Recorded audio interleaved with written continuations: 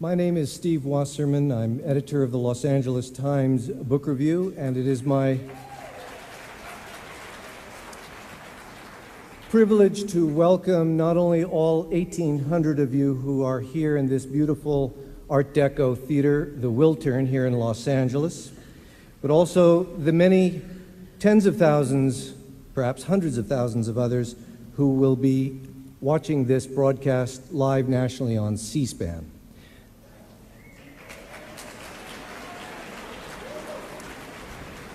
We are also being recorded by KCRW 89.9 FM here in Los Angeles, by Radio Nation as well, which will broadcast the entire proceedings at their network all over the country as well.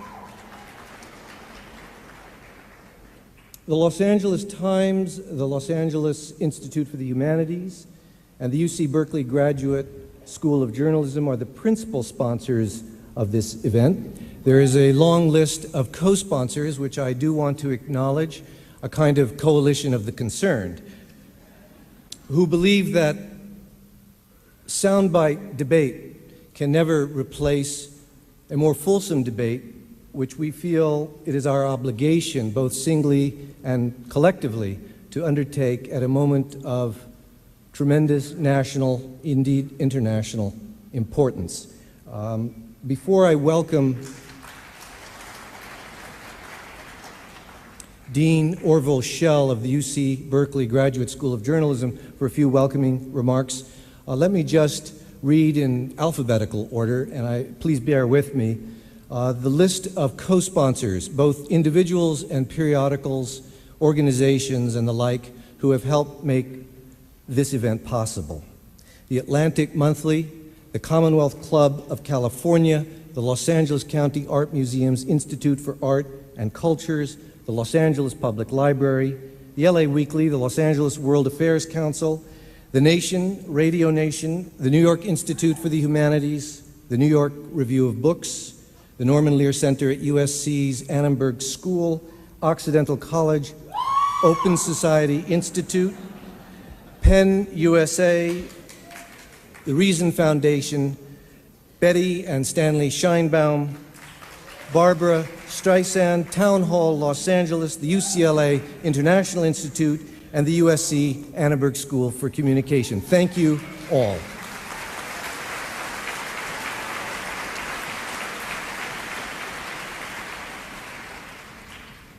Let me introduce for a few welcoming remarks Dean Orville Schell.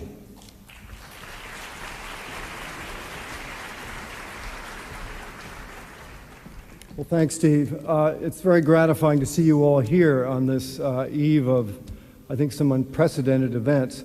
And I suspect I know why most of you are here. You could be home with your families, at a movie, having dinner, but I think it's this sense that the country is heading into some very uncharted waters, and that, in fact, we really have not had a chance to have the kind of discussion that might have led to a more hopeful end to what I think could be a quite tragic scenario. I think there is a kind of a food chain of events that has to happen in order for those kinds of discussions to have real effect. It starts with an issue, it goes to the media, gets vectored into the public, and ultimately back to the media and up to those who formulate policy. And I think this is really what has been missing. Those synapses have not been firing correctly.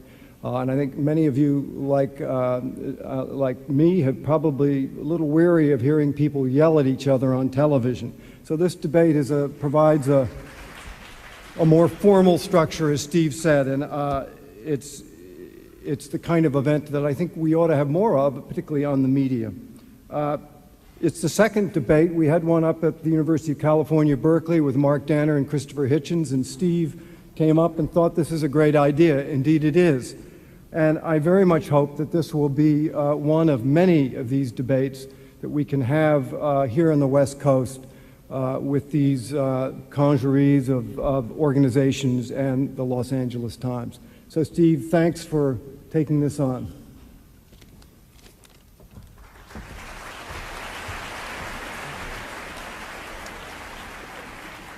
Without further ado, let me bring out our panelists. I'll make a few opening remarks, and then we will begin a conversation, which it is hoped will shed at least as much light as heat.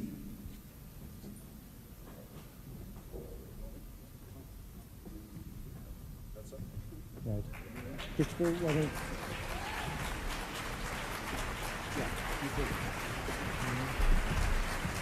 you take the phone.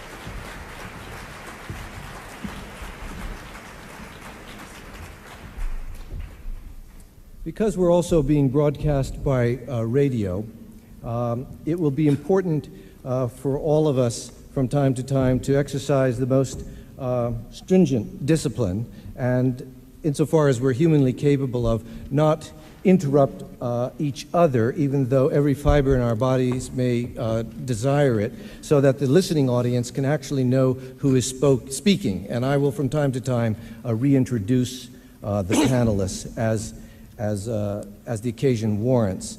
Let us first say that this last period, year and a half or so, has been, I'm almost tempted to say, unprecedented, certainly in my lifetime. A degree of bellicosity, a degree of rhetorical flourish has inflamed the language both of policy and ordinary talk. Many Americans, like many people all over the world, have grouped themselves around dinner tables and breakfast tables and water coolers and on street corners to debate what feels, at least to some critics, like what people might have felt in 1913. We appear, at least to some, to be on the precipice of a potential great catastrophe. For others, we seem finally to be on the eve of an epic of emancipation. We are plunged into this moment by the fact that there has been assembled in Mesopotamia a tremendous military machine which has girdled a state called Iraq, which is a kind of synthetic but real country formed in 1920 through 24, carved out of lines in the sand, which has endured decades of a very difficult and troubled history.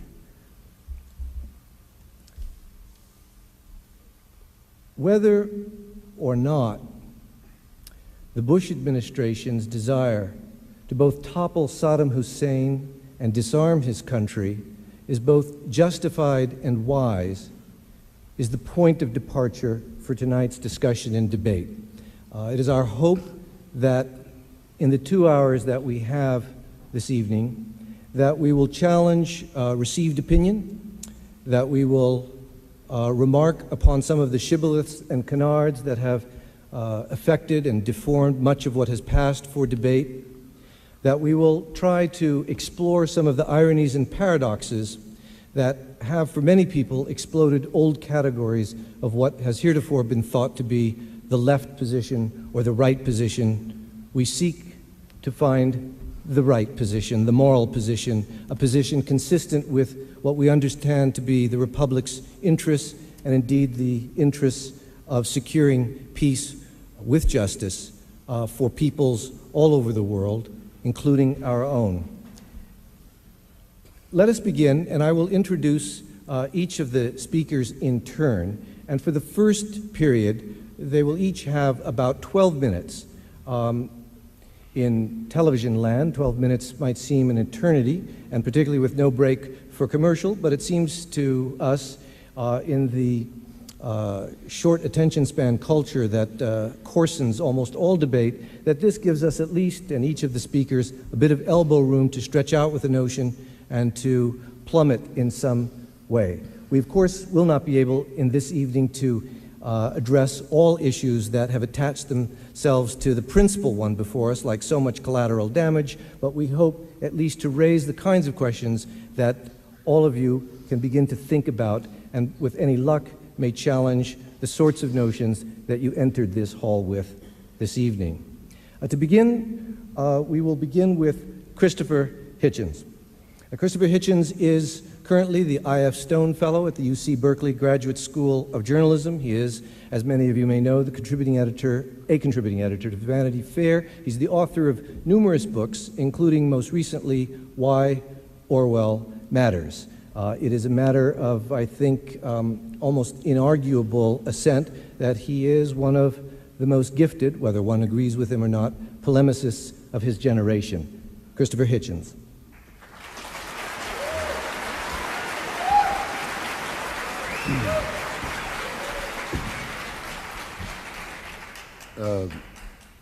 Thank you, Steve, for a very handsome introduction. Thanks also to your suspiciously long list of sponsors. It seems almost consensual, the way you phrased it. And to the LA Times and the LA Weekly particularly for their energy in this. And I'd like also, in a fraternal spirit, to offer my opening thanks also to the anti-war movement for so bravely... I hope that wonderful applause doesn't come out of my time. For the anti-war movement for so bravely and doggedly and stubbornly wearing and displaying the medals of its defeats. It takes a certain amount of moral courage, I think, to do that, or courage of a sort. I don't just mean the defeat they suffered over Bosnia or Afghanistan or Kosovo. I don't have to rub in the fact that if their advice had been listened to, Kuwait would now be the 19th province of Iraq and would have been for some years. Bosnia would be part of Greater Serbia. Kosovo would be a howling wilderness dominated by the ideology of ethnic cleansing. And Afghanistan would still be run by the Taliban. That's what you would have got if you'd heard the anti-war movement's arguments and taken them seriously before. And in many cases, including those who run this movement, actually organize it, that would have been the desired result. I'd speak rather tonight, I think, to the people for whom that result would at least be unintentional, those who have the excuse of innocence.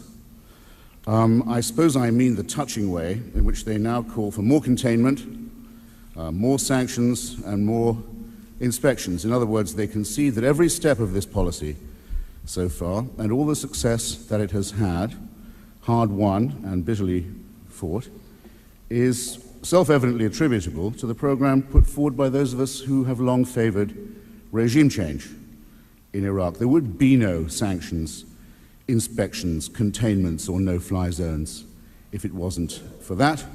And while many people want to hold it right there and say this far and no further, there are some of us who've long believed that the logical and moral conclusion is to finish this task and complete it. And this will have the happy result of the full emancipation of the Iraqi and Kurdish peoples from a regime of an explicitly National Socialist type. Now, I took this view long before George Bush did, and so if you want to bring up Kyoto or capital punishment in Texas or any other thing that may be on your mind, prescription drugs for seniors, I don't know, save it, would you? We're discussing Iraq tonight. Want to hear another really stupid argument? There are some people, some of them with actual Jewish names, who've been wanting to remove Saddam Hussein for some time. I have to break this to you, someone has to tell you. They've had it in for him for a considerable period. Bush himself is only a very recent convert to this scheme. I've been in Washington for 21 years, ladies and gentlemen, comrades and friends, brothers and sisters. Let me tell you what I've learned. The Gentiles keep worming their way into high positions no matter what you do.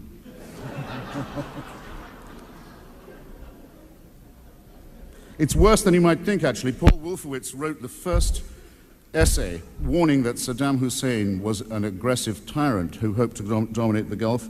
He wrote it in 1978. That's almost a quarter century of being essentially right. I ask you, what could possibly be more sinister than that? Now, I'm quite happy to give my support to this open conspiracy. I joined it more recently than some, but earlier than others. And very happy, in fact proud to say that my solidarity belongs with the brave fighters of the Patriotic Union of Kurdistan and the Iraqi National Congress. Some of you wouldn't know what courage was unless you'd seen what some of these people have fought against and how they've had to fight it. I don't want to be part of Saddam Hussein's human shield constituency, and every bit of the progress that's been made so far has come from the careful, graduated, deployment of force or the believable threat of it. And every betrayal along that road, particularly the 1991 decision of the Bush administration to leave Saddam Hussein in power, and not just to leave him in power, but to stand by while he used helicopter gunships to massacre again and humiliate again and torture again what I refuse to call, I decline to call his own people, but the people of Iraq who were slaves then and will be free tomorrow. This policy, which was dictated by the regime of Saudi Arabia that didn't want regime change in its region, and still doesn't, and for very good reasons, and didn't want the emancipation of the Shia Muslims, those were the consequences of diplomacy, secret diplomacy, sometimes open otherwise, and of compromise. If I could see you all, which I can't because the lights are in my eyes, I would ask you to put up your hands if you favor, any of you, the removal of the no-fly zones that have for the past dozen years or so protected the people of Kurdistan and of southern Iraq. Perhaps I could sense a rustle if many hands went up. Nobody wants to do that. Well then, we've been at war with Saddam Hussein for some time, haven't we? And we are at war with him now. And the argument about what side to be on and how to prosecute this matter has essentially been already decided, and in a wonderful way, in my view, on the side of principle. We have demonstrated in the northern sixth of Iraq, the area that's roughly contiguous with Kurdistan, we've already demonstrated that regime change is no utopia. Already in that part of Iraq, emancipated from the rule of a sadistic megalomaniac, there's a party system, there are 21 newspapers, there are 3 female high court judges, there are internet cafes, and the oil revenues, because this area is under sanctions too, scarce as they are spent on the reconstruction of the country's roads and schools and hospitals, and not on the upkeep of a parasitic and aggressive military oligarchy. It's already been proved, and by the way, this gain, this enormous gain from the interventionist regime change policy may have to be defended not just against Iraq, but also against Turkey, in which case those of us who favor regime change are obliged to say, as I do, that we would be on their side still. And it would be a good slogan for the peace movement, I think, to demand down with Turkish unilateralism in Iraq. But somehow they can't seem to muster that kind of energy. Now, I don't have to go all the way back to 91, all the way back to 78, where Paul Wolfowitz began this argument. Just take it to 1989. Finally, it seemed to most of us that the discredited, bankrupt, sinister idea of the one-party state, the one-party regime, had been finally banished. In an enormous shout of liberation, those regimes collapsed from one end of Europe to another, and one of the great moments of human emancipation was consummated. We looked forward then, some of us, to a peace dividend. Some of you will cast your minds back that far. We thought that perhaps a new era in international relations and internal affairs was dawning. But we've been cheated of this, and we're at this grave hour now because of the survivors of the ridiculous idea of the worshipped one man, one rule, one party regime. Saddam Hussein invaded Kuwait. Slobodan Milosevic tried to create a greater Serbia. Kim Jong-il, even as South Korea was evolving under the heroic, in my opinion, campaign leadership of Kim Dae-jung into something like a functioning democracy, was using this time to become an international plutonium merchant. And now these people have been joined in what I would call a sort of Hitler-Stalin pact by an even more hideous faction, those who believe not just in the one party, but in the one God and the jihad. And that's how we got Afghanistan and that alliance.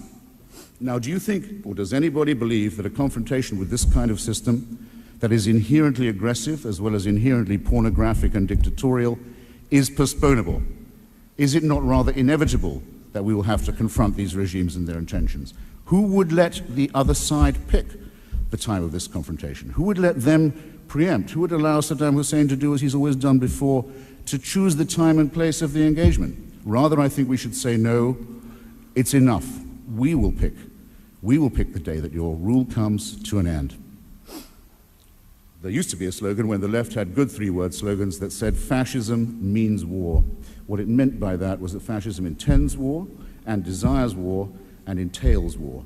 It just means the two questions are indissoluble. And now we hear no war on Iraq chanted by people who say no quarrel with Saddam Hussein. And if they want more time, as they now bleat that they do, What are they going to use this time for? What does time mean in this context? In May, the UN Special Committee on Disarmament will start to be chaired by Iraq. Shall we wait for that? Would that be a good deadline? Want to know who the co-chair is? Iran.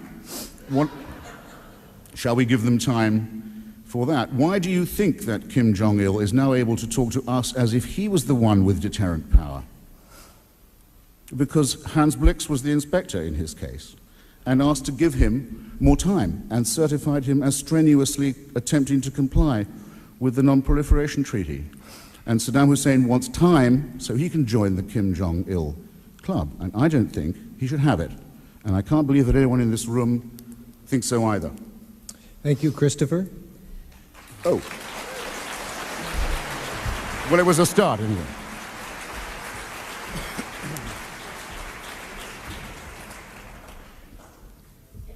I'd like to introduce Mark Danner. He's professor at UC Berkeley's Graduate School of Journalism. I suspect he is down the hall from Christopher this semester, and they pass in unruly collegiality in that hall. Mark Danner is also a staff writer for The New Yorker. He's the author of a remarkable piece of investigative reportage published some years ago about the depredations in Central America entitled The Massacre at El Mozote. Professor Danner.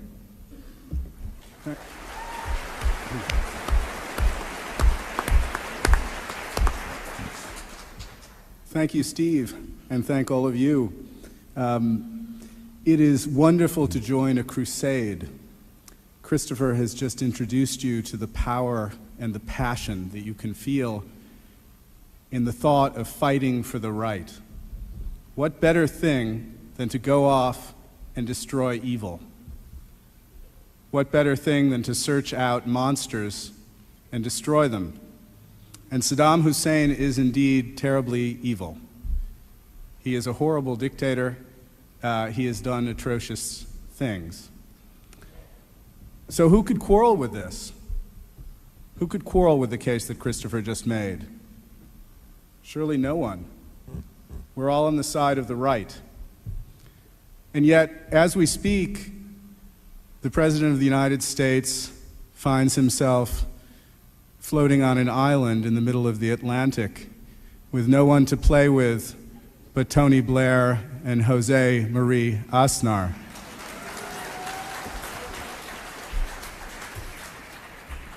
Now, why is this? Surely it's because of the duplicity of the French. Surely it's because the rest of the world is simply wrong. Why is it that not only the French, but the Russians, the Chinese, the Germans, 4 of the half-dozen most powerful countries of the world, not to mention, as we've seen over the last week, the Ghanaians, the Cameroonians, the Angolans, the Mexicans, the Chileans, the Pakistanis, the Turks, find this a terrible idea. So terrible that the Turks seem to have turned down $6 billion or $13 billion or $40 billion, depending on whom you're talking to.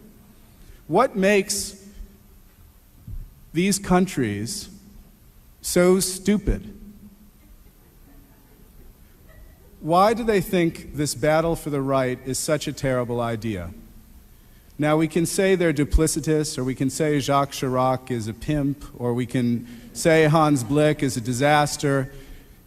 We can ascribe this to a lot of reasons, but we have to, as we stand here tonight on the brink of war, and war will begin in a matter of days, as we stand here tonight on the brink of war, it would be wonderfully welcome, I think, if we could come up together with the reason why the United States will very soon attack, invade, and occupy Iraq. Christopher has given you a set of reasons. The man's evil. The man's evil. We have to destroy regimes like his. First comes Saddam, then perhaps Kim Jong-il, maybe after that Robert Mugabe. And we could go on in a long list. The fact is that the Iraq crisis which is in the title of our debate tonight, what exactly is that crisis?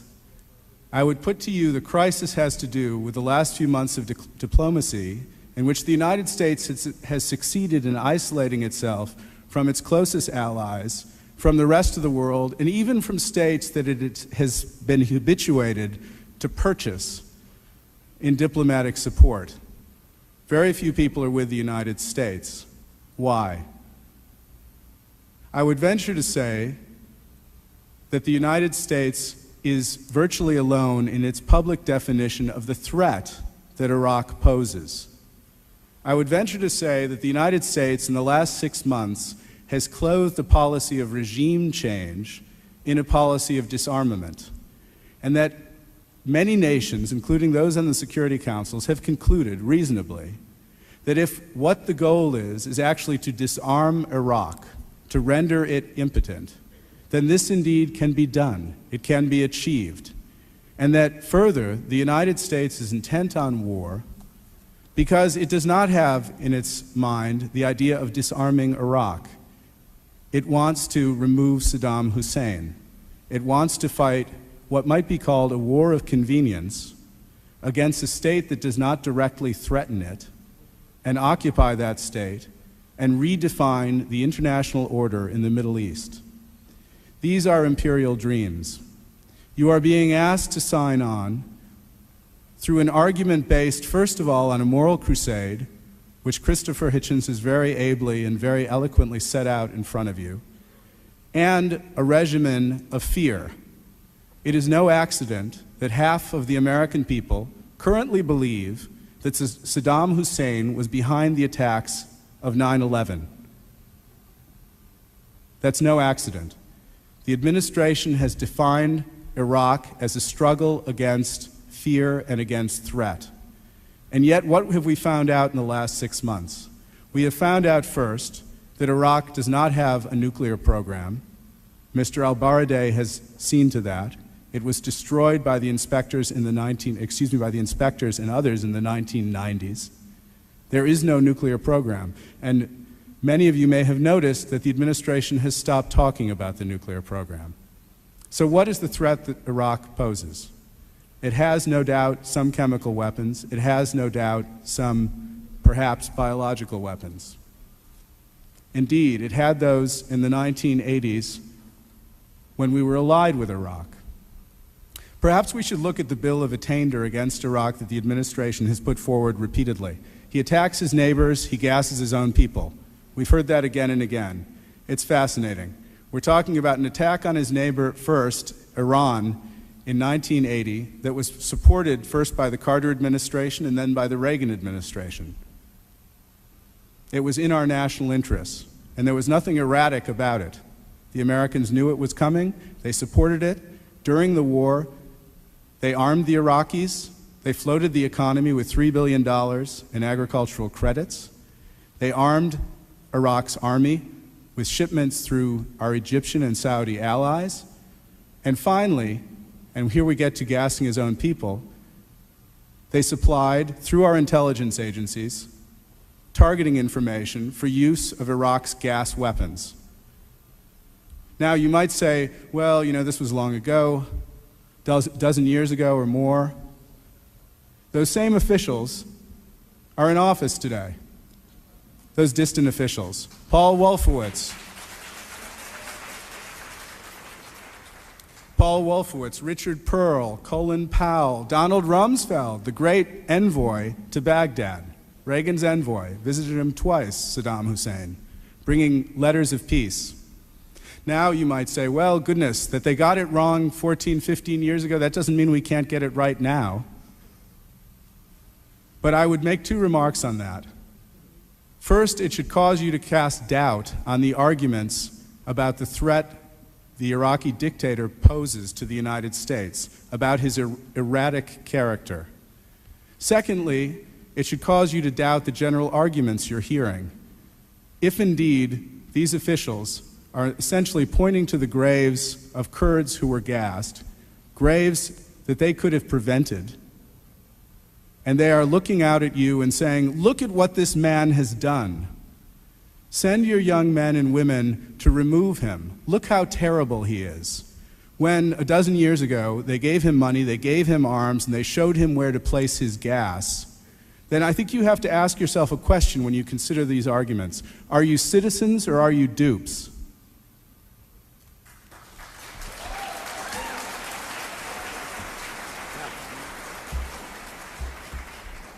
And after you ask yourself this question, you should look a little bit at the record, the more recent record. You should look at Bob Woodward's book, in which 4 days after 9/11, we hear in meetings at Camp David, Paul Wolfowitz, should they think about launching military action elsewhere as an insurance policy in case things in Afghanistan went bad? That's a quote. Attacking Afghanistan would be uncertain. In contrast, Iraq was a brittle, oppressive regime that might break easily. The U.S. would have to go after Saddam at some point. And then Don Rumsfeld, the erstwhile envoy to Baghdad, is this the time to attack Iraq? He noted that this would be a big buildup of forces in the region, and he was still deeply worried about the availability of good targets in Afghanistan. Now, I'm not sitting here saying there's some plot. I'm sitting here saying that the idea that Iraq is a vital threat to the United States is ridiculous. And countries around the world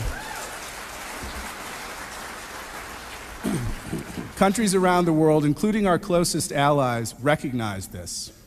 What we are here tonight debating is what our future is going to be as a nation, how we're going to behave in the world of nations, how we're going to behave with our allies, and how we deal with problems that can be dealt with not through use of military force, but through diplomacy. Thank you, Mark.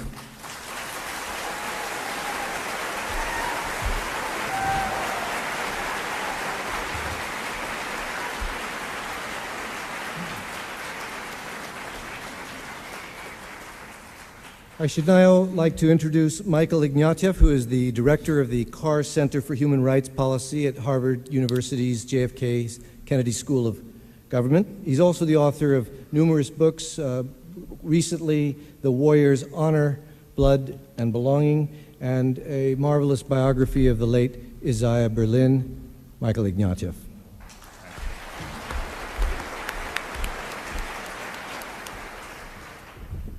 I can't see you, but I wanted to address those of you who are undecided. That is, those of you who are anguished by the choices that you have to make as citizens. The choices put to us are, is this justified and is this wise? What is justified may not be wise. And so I want to talk to those who are still in a mode to make up your mind. I wanted to ask, first of all, are there alternatives to war? There certainly are alternatives to war. There's no, war should never be regarded as inevitable. Let's look at the alternatives. One alternative is to strengthen inspections. But the problem with strengthening inspections is that they're only credible if backed by force. And France, Russia, China have made it clear that they will veto in almost any circumstances. That is to say, the French proposition that we can avoid war by continuous inspections depends for its credibility on the very exercise of force that they're prepared to veto. And this seems to me to be just a problem with strengthened inspections. We could then decide that we should simply deter Saddam, and I think he could be deterred from using weapons of mass destruction. But as Mark Danner has conceded, he does have some chemical and biological weapons. And what I think is much more difficult to deter is the possible transfer of these technologies to Al-Qaeda and other terrorist groups. I think the possibility of this happening is small, but any possibility north of zero does pose a national security threat to the United States. We could also then consider containment, which would be maintaining the no-fly zones, maintaining sanctions, trying to lock the regime down so that he can't use oil revenue to develop weapons of mass destruction. But as Chris has pointed out, sanctions have exerted a very high cost on the Iraqi people. The no-fly zones involve combat operations. In a sense, we've managed to prevent Saddam from committing genocide against the Kurdish people, but the costs of containment are high, and those costs are already being paid by the Iraqi people. And all of these options, strengthened inspections, deterrence and containment, do leave 25 million people in jail with a dictator. That is a consequence, a cost of peace. It's as evident to me as it is to you that there are serious costs to war. I'm only asking you to think seriously and hard about the consequences of peace. The consequences of peace will be paid by the Iraqi people. Now, peace leaves Saddam possibly without a nuclear program. I concede that point. Mark's made a good point there. But it leaves his strategic intentions entirely unchanged. It seems to me nobody in this audience would claim that this man does not have the strategic intention to possess weapons of mass destruction. There is an empirical question as to what he possesses, but there can't be any doubt as to what his strategic intentions are. And we leave him in possession of the country, and we leave him in possession of strategic intentions which seem to me to pose a threat. The fact that the world does not support us is deeply problematic. Mark Danner has made a good point there. But propositions don't become wrong simply because other people don't agree with you. Propositions don't become right. Let's do this symmetrically. Propositions don't become right because everyone agrees with you. This is the burden that we all have as citizens. We have to decide what propositions convince us. The fact that these propositions don't convince the French doesn't frankly mean very much to me. Okay. Now,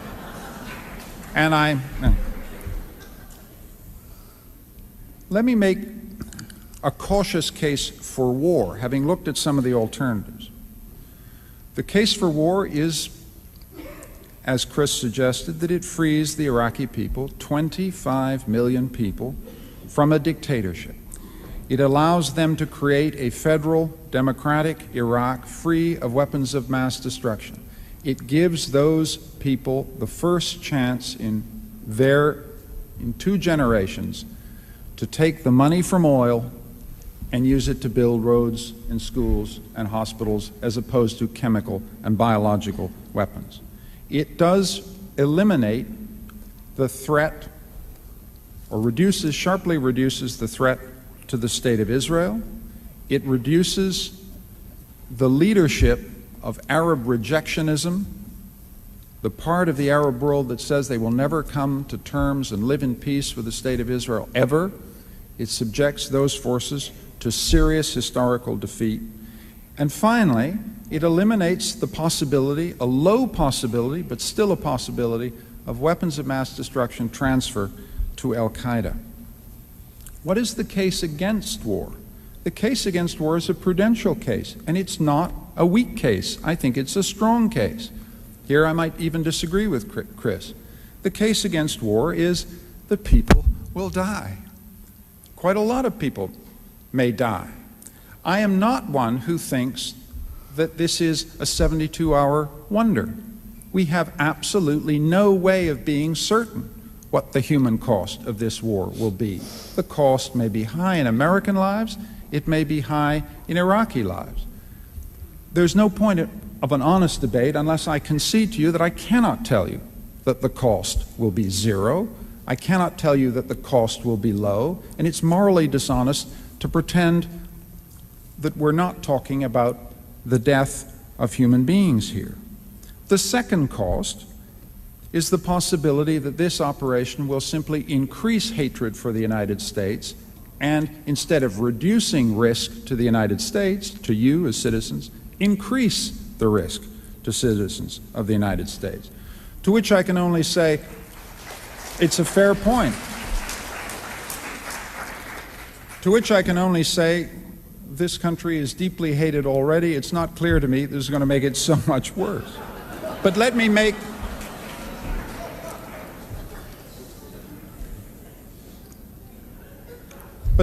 another point which seems to me crucial here.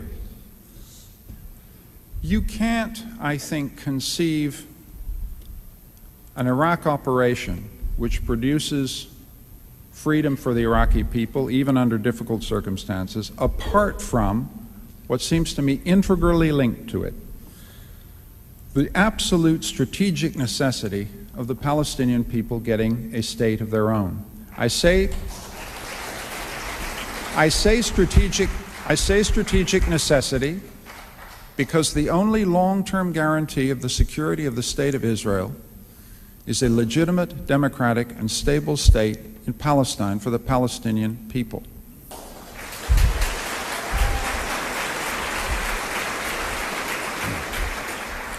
One of the policy ironies that needs to be firmly understood is there are no people in the Middle East who hate the Americans more than the Palestinians. There are no people in the Middle East who need the Americans more, than the Palestinians, because, frankly, the only power capable of insisting, as a consequence of this operation, that there are two states in the Middle East is the American government. This is an irony that needs to be firmly understood. I would find it difficult to support this operation, just on national security grounds, unless there's a linkage between the two operations, because it does seem to me to increase the risk to the United States if you have Tommy Franks in Baghdad and helicopter gunships in Khan Yunis. It seems to me the only way we conceive this as acceptable ethically is if the Palestinian people get a state. My sense is that the chances of that happening are increased by an Iraqi operation for two reasons. One, the Americans can turn to the Israelis and say, listen, we have removed your chief strategic threat.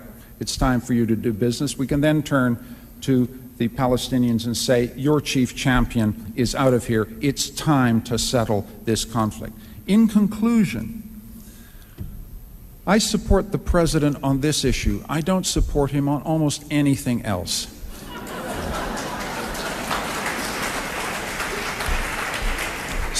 Secondly, and finally, because my red light is on, supporting the president on this does not mean you think America is the last best hope of mankind. It doesn't commit you to any set of ideological propositions about this country. This country has done some great things. Mark Danner has shown the moments when it's done some terrible things.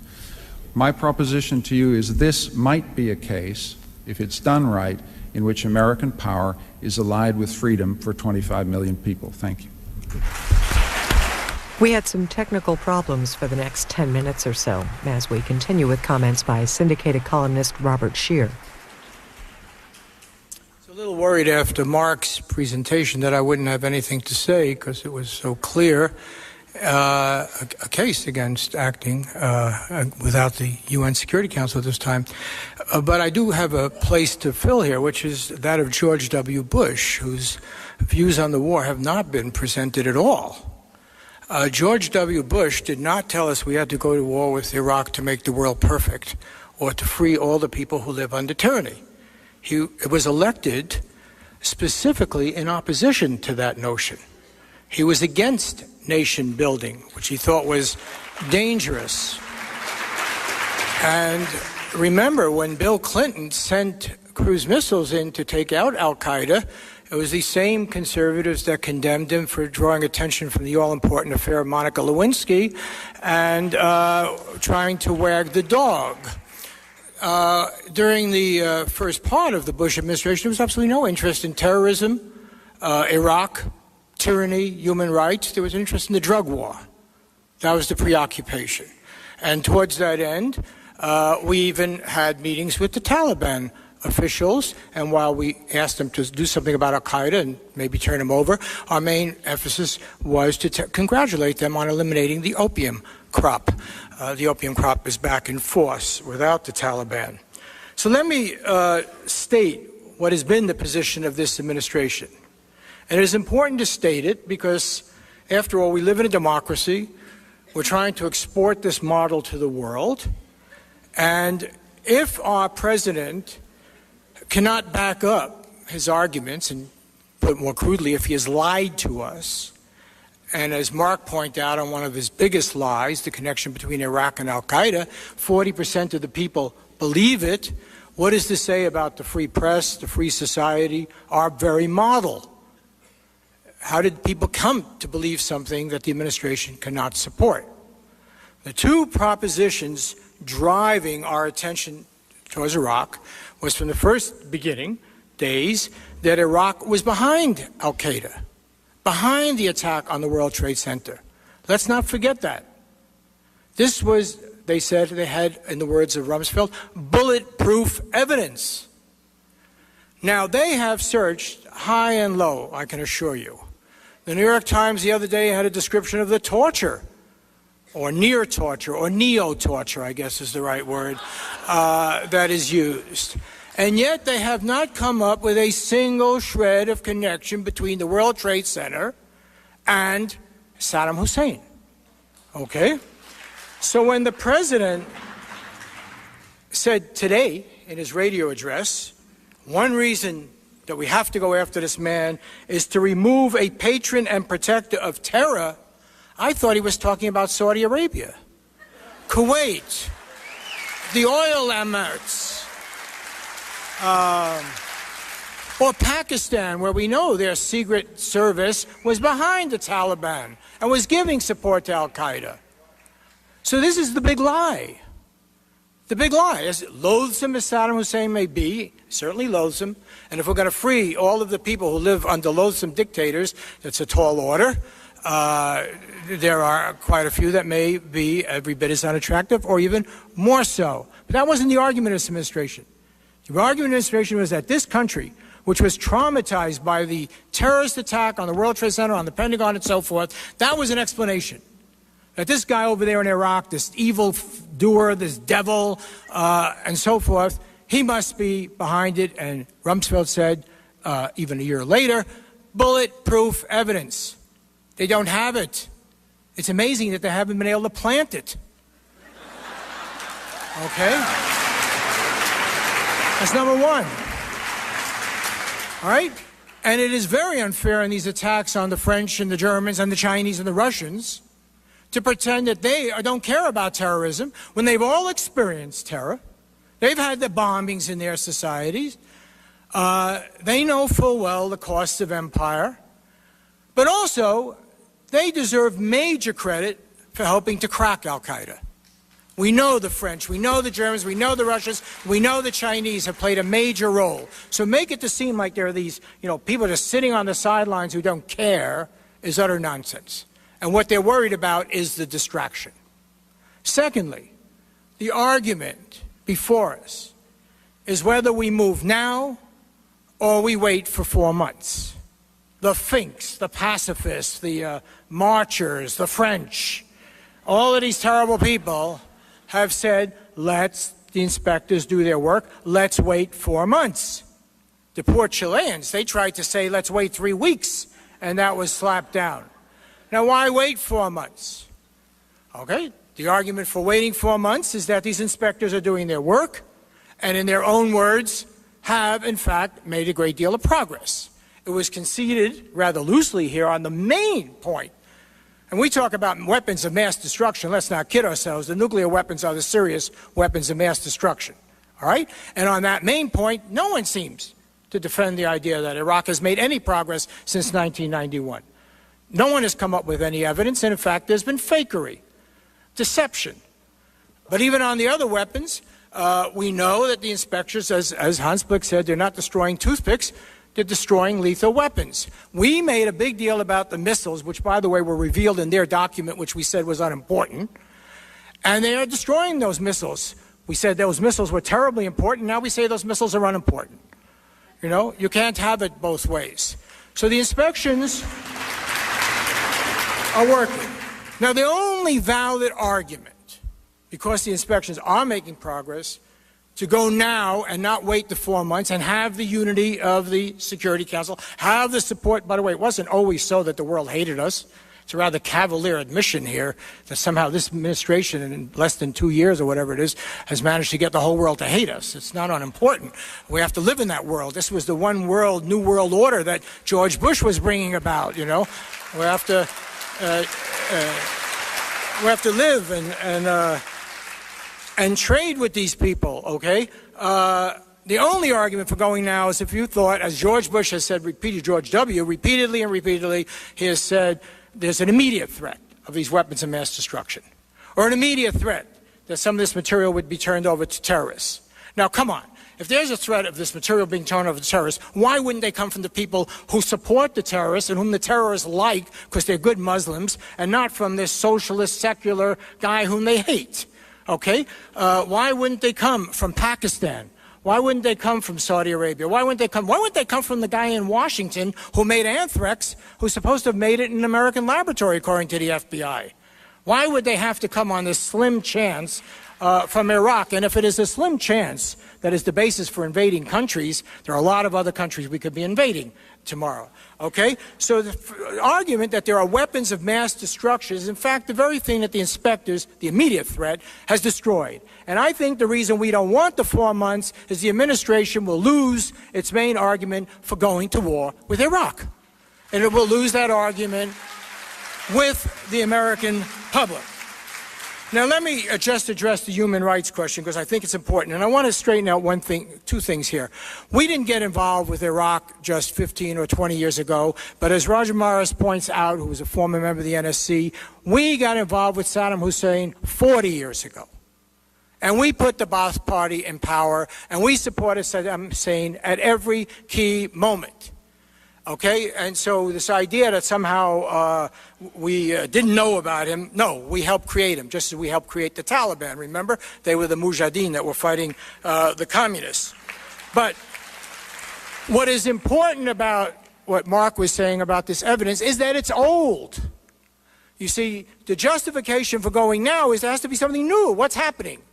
The attack on the Kurds, the use of chemical weapons, that stuff, that poor guy, the English, had this great intelligence report based on a guy's doctoral candidate's research in Monterey that was 11, 12 years old, based on events that happened in the previous decade. The reason that's important is because the president, as he did today, he brought up the gassing of the Kurds. Terrible event, no question about it. But it did happen 15 years ago. What happened then? Today, President Bush said this is the 15th anniversary of the chemical weapons use. The chemical attack, just one of 40 targeted on people, provides a glimpse of the crime Saddam Hussein is willing to commit, the kind of threat he now presents to the entire world. He is among history's cruelest dictators. He is arming himself with the world's most terrible weapons, based on something that happened 15 years ago. What did the U.S. under George Bush, who was president then, do? I quote the great authority William Safire from a column of November 23, 1989. William Safire said, "How has the United States government responded to this continual rape of human rights? Our Export-Import Bank has provided a $200 million line of credit to Iraq. Our Department of Agriculture has provided $1 billion in commodity credits to Saddam's cash-short regime. Our State Department, eager to woo Iraq, turns a blind eye to the suffering of the people being told to assimilate or die." That's how we responded then under George Bush's father to that chemical weapons attack. The same attack that is brought up now, 15 years later, to justify going to war against Iraq was used to justify aid at that time.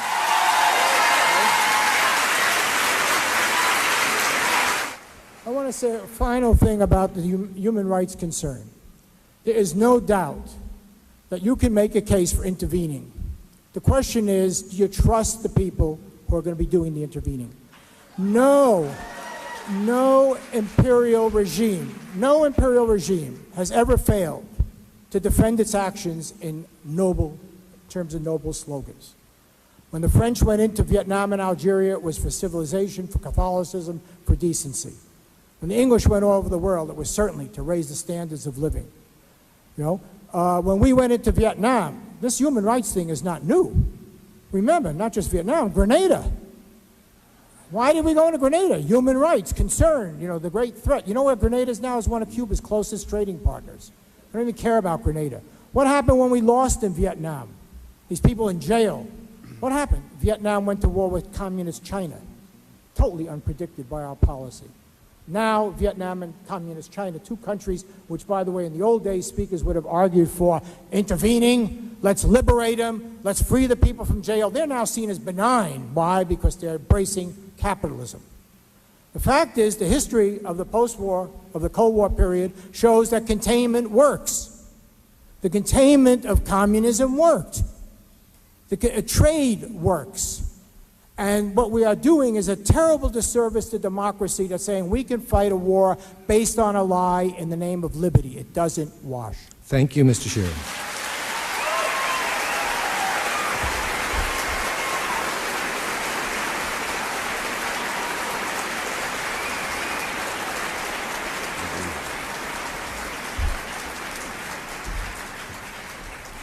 We will now have a series of short rebuttals, and then we will have a kind of seemly free-for-all. Mr. Hitchens. Ladies and gentlemen, thank you.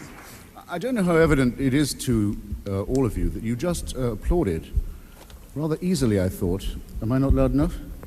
I don't know how evident it is to you, ladies and gentlemen, that you just gave a round of applause to Robert Scheer for regretting that the gassing of the Kurdish people had not been conducted more recently.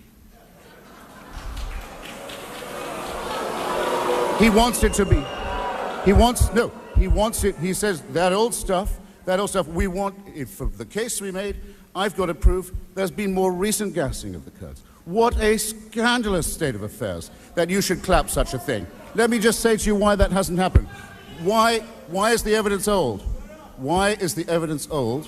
Why is the evidence old? Because for 12 years and more, pilots of the United States Air Force and the Royal Air Force of the United Kingdom have protected the Kurds from exactly that fate. That's why Saddam Hussein hasn't done any genocide recently. You want fresher evidence, give him more time, he'll sure provide it to you. But this is frivolous talk, you know. Do you think that Saddam Hussein lost his nuclear capacity in 1991 because of diplomacy? Was it a peace movement that took it away from him? No, he lost a war, and he lost the ability for a while to control his own country, and it was to the tremendous shock of the inspectors and the UN that it was discovered how near he'd got to a nuclear device at that time. And he has himself only ever made one self-criticism, that he should have waited to get the bomb before he invaded Kuwait. That's the way the man thinks. Now, I don't know how many of you imagine that North Korea is behaving in this way now, with this sudden aggressive nuclear promiscuity, in some way that is wholly unconnected to developments in the Middle East, that it's just a coincidence that Kim Jong-il is providing this distraction from his ally and friend Saddam Hussein. Perhaps you think it's a coincidence that a ship all the way from North Korea approaching the coast of Yemen was recently stopped, boarded and searched by a Spanish vessel and discovered to have in its hold an elaborately concealed cargo of Scud missiles. Yemen doesn't want Scud missiles for anything. Where do you think the end-use certificate of those Scud missiles was going? What has North Korea got to sell at the moment? Only one thing. It's only got to sell plutonium. Could be Saddam Hussein, thwarted by the forces of regime change, I will insist, from having a nuclear program, will buy one off the shelf. That's a thought even more frightening and much more real than the equally, not equally, but the considerably alarming scenario mentioned by Professor Ignatieff. Now, I wouldn't be standing here today if I hadn't been able to say, as I did in opening, that I've been against this policy of coddling Saddam Hussein for a long time. I've been for regime change longer than George Bush, and I'd remain for it if he was against. It seems to me unworthy of Mark Danner, who I admire, to say, we used to have a bad policy. Robert Scheer echoes him glibly. You clap, as if a point had been made. I'm in favor of the policy having changed. I didn't think it was a good thing when the US had Saddam Hussein as a client. I think it's better it wants to get rid of him. Shall I say that again slowly for anyone's benefit? Is it not self-evident? Can it not be easily demonstrated, at any rate, that George Bush Sr. had a different policy? He still does. So does Brent Scowcroft. So does Lawrence Siegelberger. So does Norman Schwarzkopf. All those people still think the 91 policy and the earlier ones were correct and defensible. They still think so. Colin Powell, I don't think has really changed his mind. Something's changed it lately, but not that.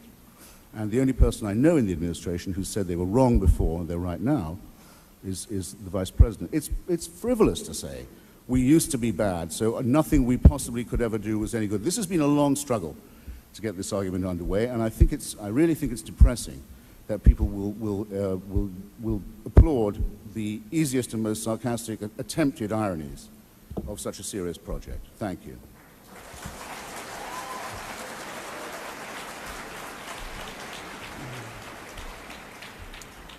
Mark Danner. It's clear that we have major differences here. You have no idea. Regarding not simply the level of the threat to the United States, but the possibility of dealing with it through ways other than war. The points to be made about the events of the late 1980s are to be made because those are the events on which the administration has made its case for war. Bob Scheer is perfectly right in saying nothing recently has happened. The crisis over Iraq, what is the crisis over Iraq? Have we been attacked? Of course, the Bush administration would say yes, September 11th. And sotto voce, actually, Iraq was responsible for that. And this has been a very politically lucrative strategy for them. But the fact is, when they're pointing at events that Saddam Hussein is responsible for, that should make us want to attack, invade, and occupy Iraq, they point to events 15 years ago. This should cause us to be skeptical. It should cause us to look at Iraq and try to understand what kind of threat it does pose and how that threat can be dealt with. And it should cause us to look at the Bush administration and try to ask ourselves, why is it doing what it's doing? Now, I agree with Michael Ignatieff that containment is difficult. I agree with him on that. When a megalomaniacal dictator gets nuclear weapons, this is very threatening. I mean, think for a moment if Stalin had gotten nuclear weapons. Oh, I'm sorry. Stalin did get nuclear weapons. The United States followed for a half century a policy of patient containment, and it won, and there was no war. And one could argue that it would have been enormously bracing for the forces of freedom to attack the Soviet Union, remove that immediate threat, remove the weapons of mass destruction, and liberate the Soviet people.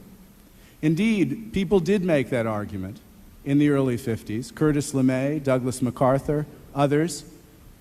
They were obsessed with the idea of rollback. President Eisenhower decided in 1956 that the United States would not follow this policy. And the Hungarian Revolution was crushed as a result. These are terrible events. But the United States must make a decision based on its national interest, on the threats facing it, and on its role in the world. We haven't talked enough, I think, tonight about the effects this policy has had on our alliances, on our standing in the world. And we haven't spoken enough, I think, of the risks that a war will pose to the political future of the Middle East and to terrorism on America's streets. Members of Al-Qaeda will never be convinced to love the United States. But the political dynamic that Al-Qaeda is struggling to put into place is being actively advanced by the Bush administration.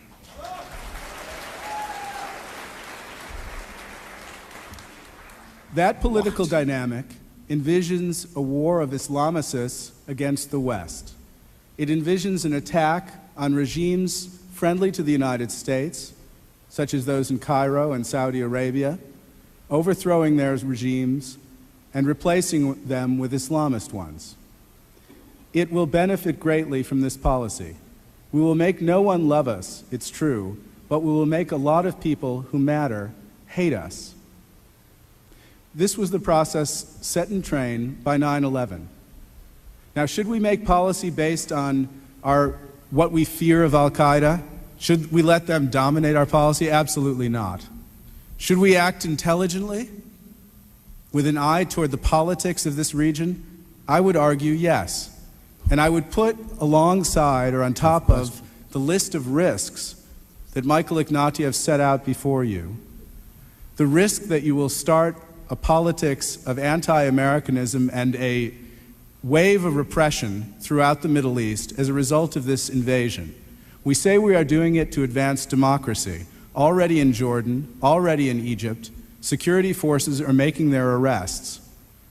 They're making their arrests in anticipation of uprisings, or at least demonstrations, that they believe will accompany this war.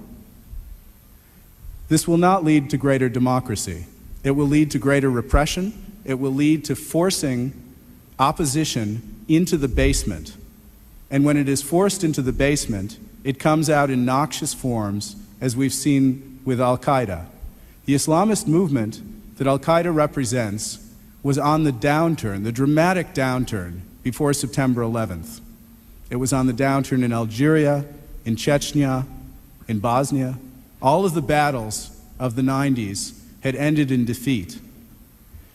Al-Qaeda cannot defeat the United States, but the United States, I would argue, can defeat the United States by unleashing a war that indeed could be a 72-hour wonder. It's possible, or it could drag on. It could kill only 10,000 or 50,000, as the Gulf War did, by the way, and that would be a good war. 50,000 dead, no problem. Or it could kill many more. We don't know that. Nobody on this stage can predict it. But that uncertainty, to me, belongs on that list of risks, very prominently on that list of risks. Now, Michael Ignatieff talked about the difficulty of containment. I would argue that there is a possibility for a deal here in which inspectors can be bolstered, a longer deadline can be set out, benchmarks can be placed, a declaratory policy put in place in which any sites suspicious that are not being open to inspectors can be struck from the air, and a war crimes tribunal started, modeled on The Hague, to try the Iraqi regime. All of this is quite possible. 2/3 of Iraqi territory is covered by no-fly zones. The rest is crawling with inspectors. The idea that they represent an immediate threat to the United States is ridiculous, but we represent an immediate threat to the United States.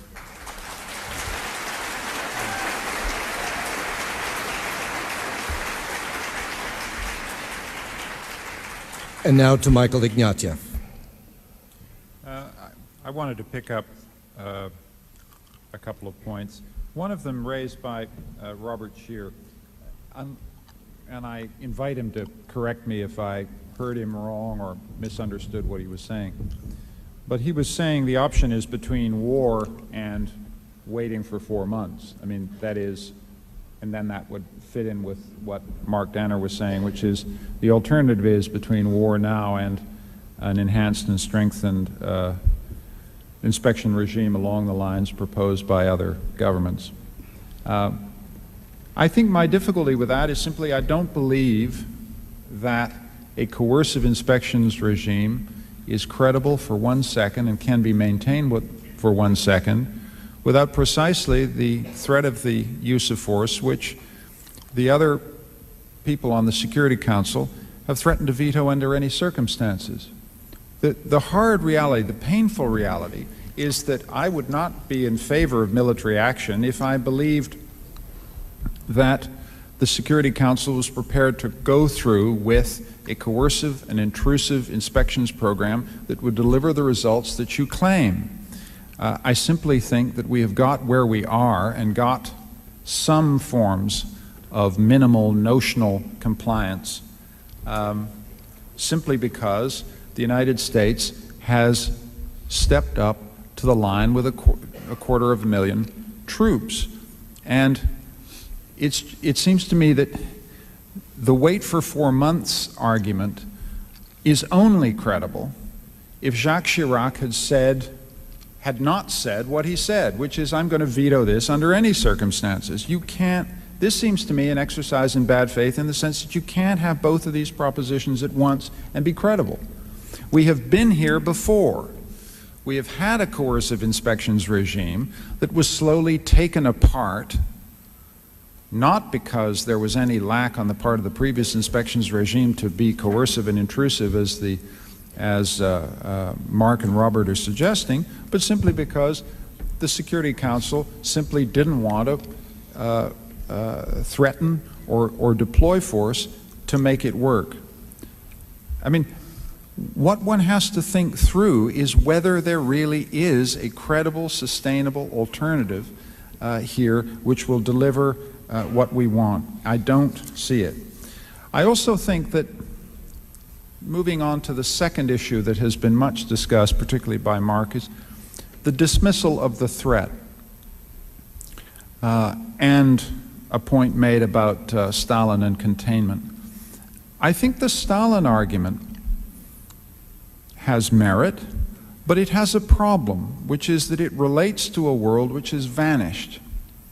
I don't think that we are in that world anymore. We're in a world where the illicit transfer of lethal technologies, the illicit transfer of technologies that can cause mass casualty harms right here, is the world we're living in. We can deter states, we can interdict shipments, but we've now reached a world where it seems to me we're dealing with terrorists who are undeterrable.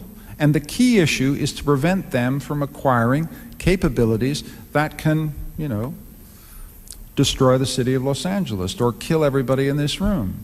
And this seems to me to be a fundamentally different reality than the one that we faced when we were dealing with state-to-state deterrence in the Cold War. The final point I would make is that I hear in both Robert's and Mark's comments a kind of dirty hands argument. There was applause when Mark said, or when Robert said, we can't really trust the Americans to do the right thing in this case because in previous instances they have been aligned in compromised, immoral, illicit ways with this regime, with the Saddam regime and other regimes. And I think that's a kind of what's called a dirty hands argument. No one can do anything clean if their hands have ever been dirty. And I find that an example of a kind of enfeebling moral perfectionism. That is to say,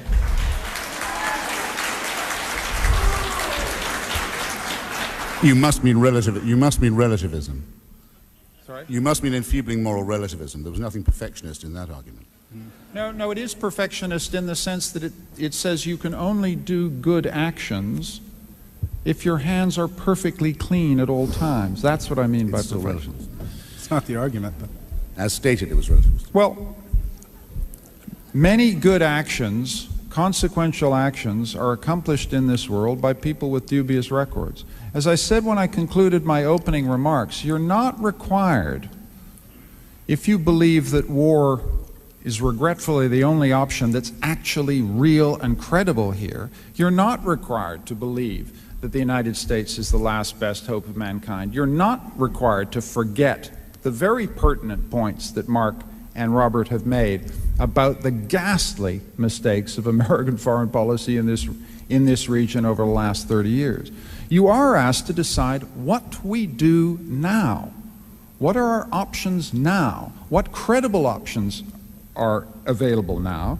And with due respect to both Robert and Mark, what I just do not hear a credible, deliverable strategy, because the will, the intention, the desire, which you clearly feel about this, I'm not questioning your intentions, I'm not questioning your desire to restrict, control, dismantle this infernal regime of weapons of mass destruction. I am saying that the strategic partners of the United States will not pull the trigger. And that's a challenge that you have to provide an answer to, because otherwise there simply is no other way to take these weapons away. Robert Scheer. First of all, I implore people not to applaud anything I might say, because it will prove that my argument is invalid, and we don't want that. In general, this is actually the tactic that's been used to dismiss public opinion throughout the world. The people who demonstrate the largest demonstration in the history of Berlin since the Second World War, they're dismissed as, naive pacifists. The French who demonstrate large number of naive pacifists against the war, who after all, a number of whom fought, families fought in Algeria and Vietnam, lost quite a few in the First World War, experienced bombings in their country. Maybe they're speaking out of the experience of imperialism in opposing such a course of action. In Christopher Hitchens' native country, here we have the example of Tony Blair, who claims to be, again, interested in exporting democracy and is totally indifferent to the feelings of 80% of his public.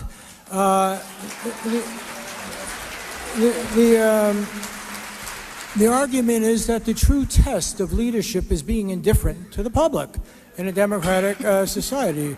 Otherwise, you're a wimp. Let me straighten up a few things here. First of all, I am for action.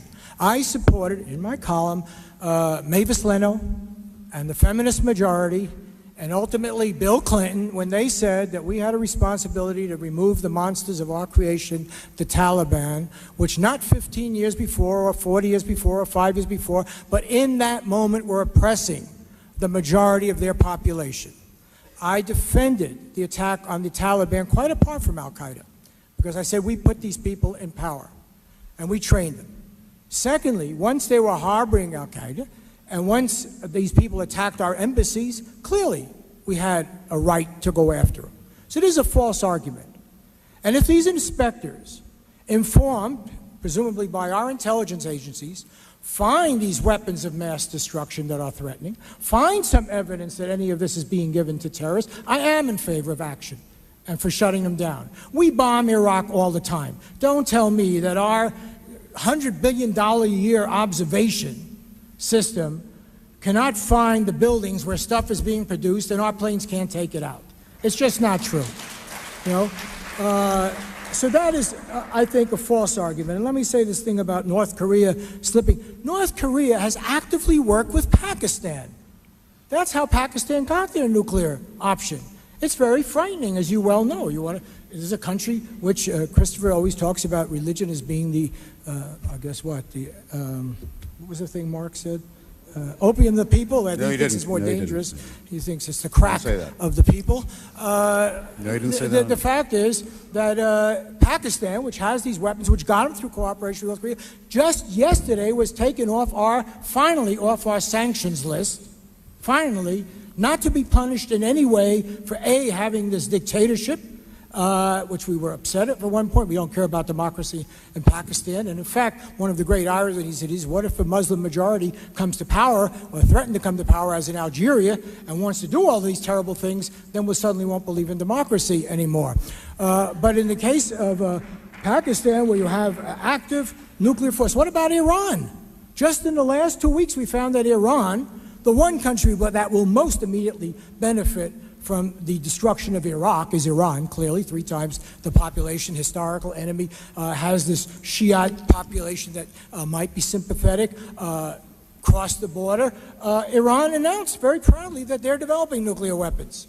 Iran, I would point out to you, was one of the countries we were once very frightened of. However, I would also point out to you, and the reason I do think the dirty hands, I don't go quite all the way with Christopher and think that Henry Kissinger should be hung or something, but I do think dirty hands matter. And the fact that Elliot Abrams is now in charge of the Mideast at the National Security Council does matter when he's the guy who did the trade with Iran and the Contras.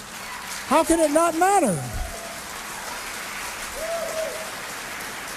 And by the way, just to put this argument to rest about the Jewish conspiracy, which was, I think, effectively exposed by Cy Hirsch in the New Yorker, the problem with some of the Jewish people in this administration is not that they're pro-Israel, is that they are against arms control.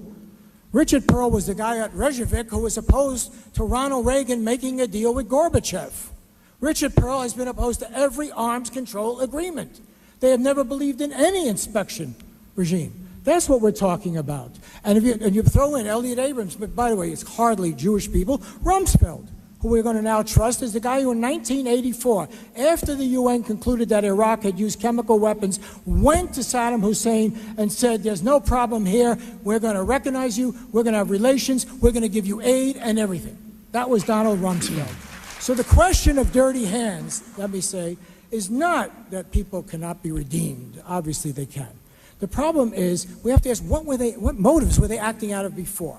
Now I know Dennis Kucinich got beat over the head and no one is going to ever mention the word that he used, oil. Okay? Oil. You're not allowed to talk about it. Well, let me tell you, we didn't go to war with Iraq over human rights when it invaded Kuwait. What are the human rights we were defending in Kuwait? The right of the emir to have 70 virgins each week? You know, we went to war because we cared about the oil. You know, that's why we went to war. And if you have this idea historically that for the United States to now move into the second most important source of oil in the world and take over and run it through an American general, if that does not smack of imperialism, I don't know what does. And that's why people are suspicious. You know.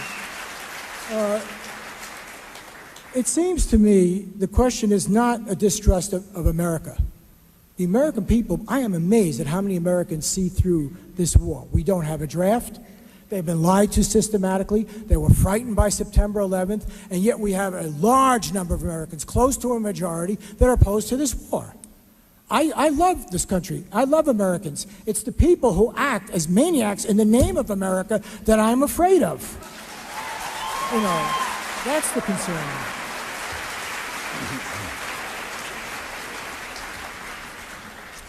We might follow up his remarks with some questions, in which we'll try to be equal opportunity provocateur. But let's carry on with the question, the argument that Robert Scheer has initiated. And let's turn to, well, perhaps both Christopher Hitchens and Michael Ignatieff, each in their own way, can perhaps answer for a cynic who might ask, how is it, Mr. Hitchens, you, a scourge of Henry Kissinger, deeply skeptical of his motives and intentions, why now have you placed your faith in the ability of such Kissinger wannabes as Paul Wolfowitz and Richard Perle and Dick Cheney and Rumsfeld? What gives you such confidence that they will be able to make the world safe for democracy when they have evinced, critics would argue, such contempt for it at home?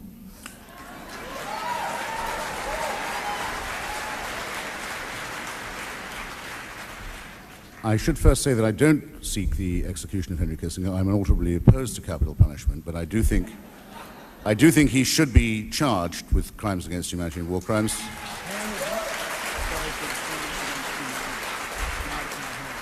And I think if charged, would be convicted. What Marx said about religion, by the way, was that it was the heart of the heartless world, the sigh of the oppressed creature, the spirit of the spiritless situation, an opiate for the people, and that criticism had plucked the flowers from the chain, not so that men could wear the chain without consolation, but so that they could break the chain and cull the living flower, which I think is much better put.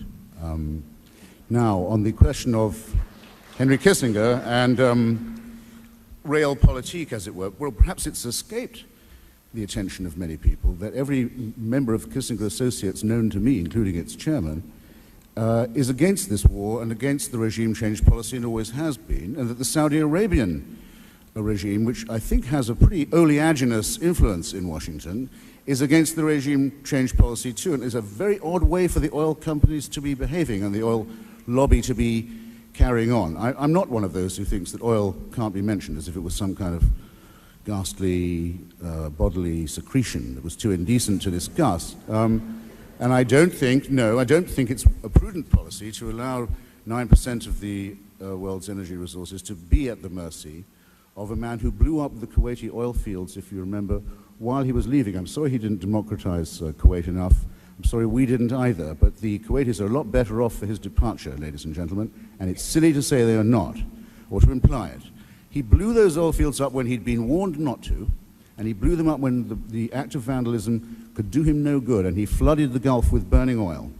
And this is the man who's believed to understand deterrence and containment. No, it's just as true to say of the earlier policy of successive administrations of backing Saddam Hussein, helping him in the Gulf War, helping him to reflag tankers and generally arming and covering up for him. That was blood for oil when the United States was on his side and allowing him to slaughter Iraqis and Kurds and invade other countries. That was blood for oil just as much. So I'm glad to have Robert Scheer's admission that it can be true, only it seems in his case for Afghanistan, it can be true that earlier crimes and blunders give you an extra responsibility. They mean you have to do something to repair the crimes and blunders that you committed. And one of my reasons for supporting this policy is precisely because it's a responsibility we've inherited for having got it so wrong, so long, and for oil, okay? Nobody interested in safeguarding oil wants to do it by war. It's much easier to do it by client state or proxy regime. Here will be my defense then of Paul Wolfowitz. Wolfowitz has been arguing since '78 that it is unwise for the United States to rely on client regimes. He began this argument as a critique of the Shah. He made it as a critique of Saddam Hussein, later of Ferdinand Marcos, still later when he was ambassador in the Philippines of the Suharto regimes. Said bases at this price are not worth having. If you have an American presence in a country and you need a dictatorship to guarantee the presence, then you'll lose both, and so you should. And that democratization movement that began with the overthrow of Marcos and went into South Korea and into Taiwan and then into Tiananmen Square and then later into Eastern Europe is one of the great political events of my lifetime. As far as I can see, he's been, I can only speak for him, on the right side of all of that. And you may notice that Henry Kissinger was on the other side each time.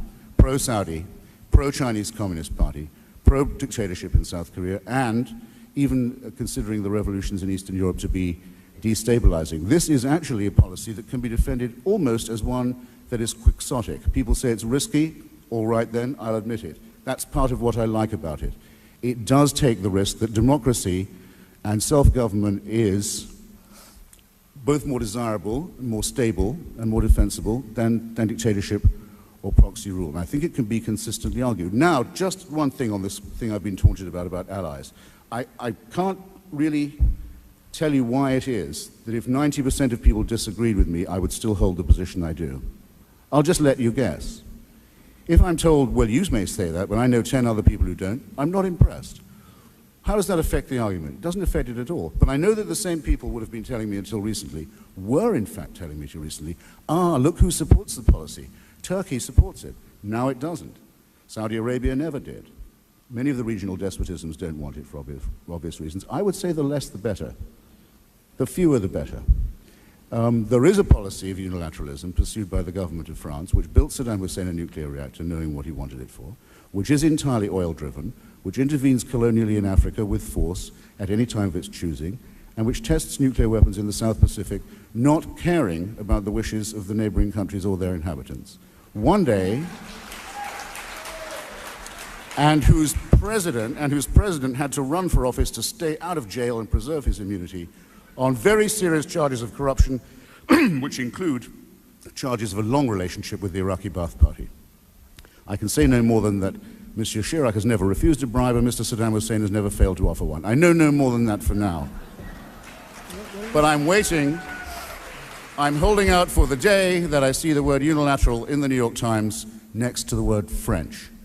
And then I'll be more impressed by it seems to me that there's no discredit at all in the enmity the United States has found for itself on this. It rather redounds to the credit of the President and his policy. Thank you.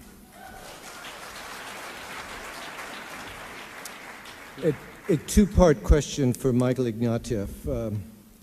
One, both rhetorical. One, you decry the specter of the illicit transfer of lethal technology to third parties, other countries, brigands of one kind or another. But doesn't it strike you as surpassingly paradoxical that the single most devastating terrorist attack on this country to date was committed by men who bought their weapons of mass destruction from Home Depot, box cutters? Isn't this specter that we are now going to war, or seem to be about to go to war to prevent, doesn't it seem to you misplaced when, at least by one measure, the real weapons are here at home? That's one part of it. The second part is you paint a very rosy picture of a allied, well, I use the word advisedly, an American-British victory in Iraq, of the prosperity that will be the democracy of a freed Iraq, so that they may use their oil money, as you put it, for the rehabilitation of their roads, schools, and hospitals. But doesn't it give you pause when, in the largest democracy of the world, it has used so little of its prosperity to do the very same thing?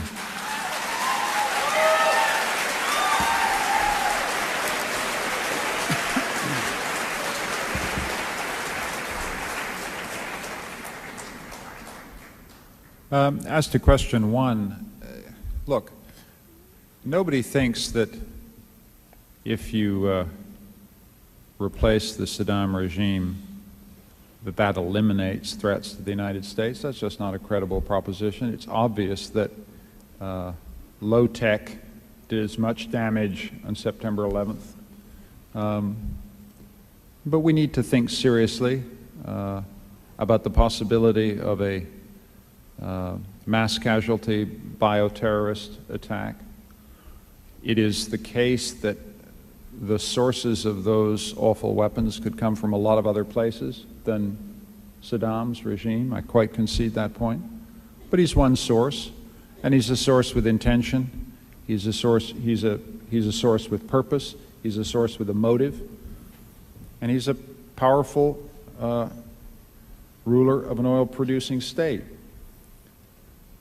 I'm simply saying that the public policy issue that citizens in this room have to think about is one side of this house is saying the threat's very low, and I'm saying the threat is maybe 5%, but I'm not happy about 5%. I'm not happy about 3%. If we're talking about mass casualty terrorism devastating a city like Los Angeles, we've got to rethink the issue of what threat here is too much threat. Nobody on this side of the house is saying that if you take out Saddam, these threats are eliminated. These threats continue. And one of the most difficult Sorry?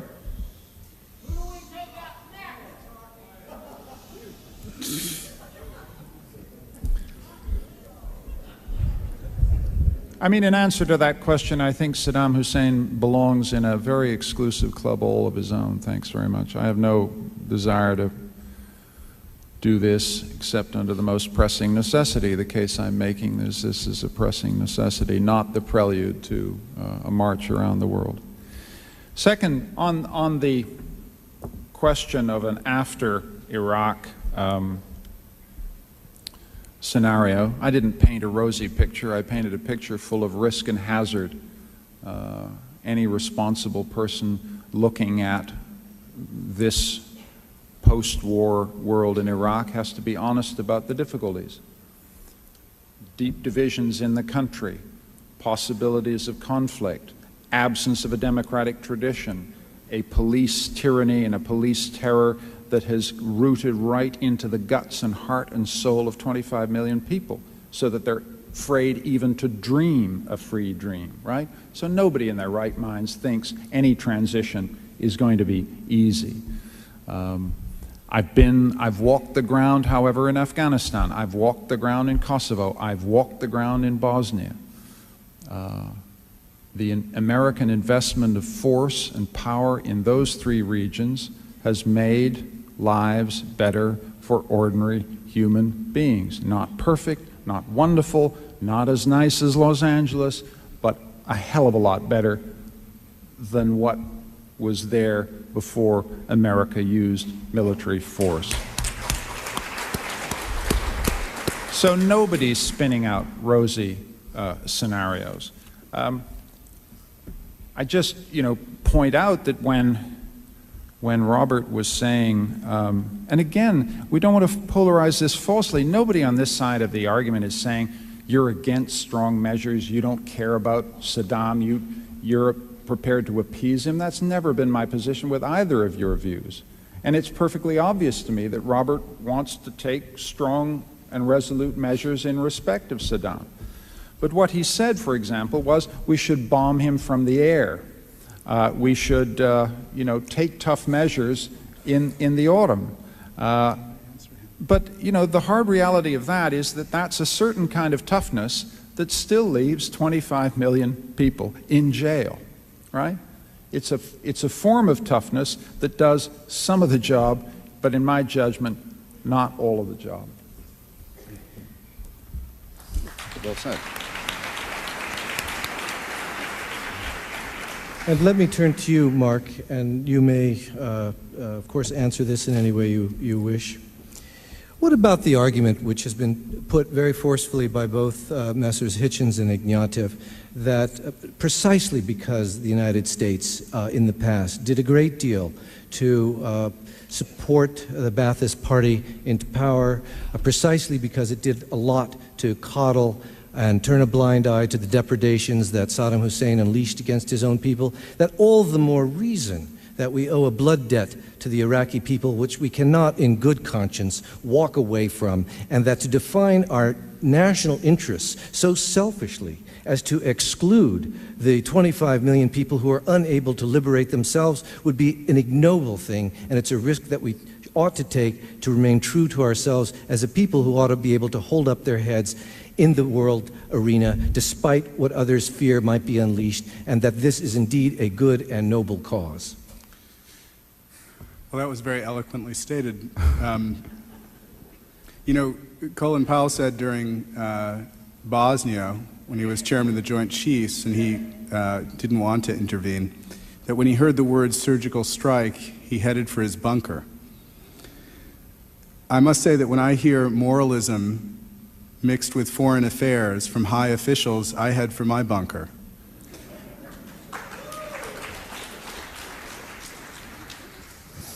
I am not trying to make the dirty hands argument here. The United States can act for good in the world. I supported intervention in Bosnia. I wished it had happened much, much, much earlier than it did, after everybody was dead. I am not making a dirty hands argument. I'm making an unclouded minds argument. That is, I'm gratified, frankly, that we've talked about the past so much on this panel tonight. I'm a great fan of the past, particularly the recent past, because I think it leads us to look at things as they are. And that's what I'm pleading with this audience to do. I think Michael Ignatieff's sentiments are very noble. I'm sympathetic to many of them. But I think by his own arguments, the calculus of risks he makes is not reasonable. He said a moment ago that 5%, there's 5% a risk of Saddam giving chemical weapons or biological weapons to terrorists, that's too much. Therefore, we should invade, attack, occupy Iraq. I would ask him, what percentage risk does he think there is if we attack Iraq and occupy it? That is the risk reduced by fighting a war in which he has absolutely no incentive to contain himself? I think the notion that Saddam Hussein is not containable is rubbish. In 1990, he had weapons of mass destruction. That is, he had chemical weapons, certainly. He was told in no uncertain terms by James Baker, among others, that use of these weapons would bring the most severe consequences. He didn't use them. He used them against the Iranians, who, by the way, used them back in their turn.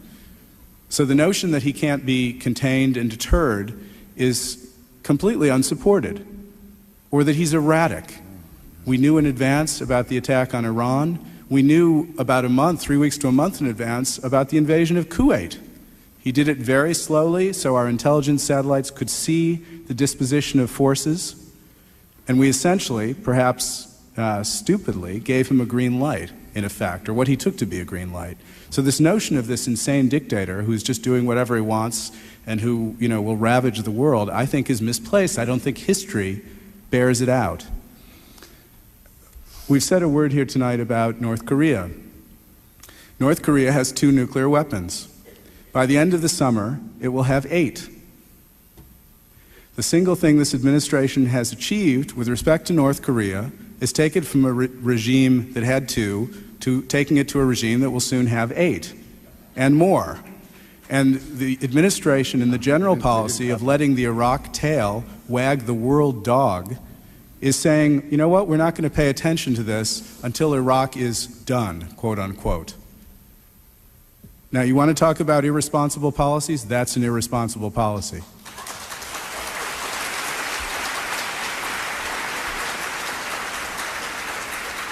One should add, by the way, that Christopher's argument that North Korea demonstrates the necessity of attacking, invading, and occupying Iraq has a number of vital flaws. North Korea deters us from attacking it by its conventional forces. It can level Seoul in a matter of hours. It's a fact of geography and a fact of conventional armaments. We have to deal with the nuclear question in North Korea, and we will do it eventually diplomatically. The question is how terrible that deal, for eventually there will be a deal, how terrible that deal will be. And every day the prospective deal gets worse. Finally, Michael's point about the Palestinian-Israeli peace settlement and its necessity for U.S. policy. I agree with him wholeheartedly on this point. I would point out that George Bush only yesterday finally announced, after saying he would not, a so-called roadmap for peace, which other nations have been pushing him to do. He did it at the instance of Tony Blair to try to protect him domestically, and he did it in essentially pulling the rug out from the entire premise of this so-called roadblock. That is, he said it was a basis for discussions. The idea that this government, which has supported Ariel Sharon in everything he's done, which has given him no incentive to stop settlement activity or to expand them, will at some point force Sharon to do this, I think beggars reality and beggars what we see in front of us.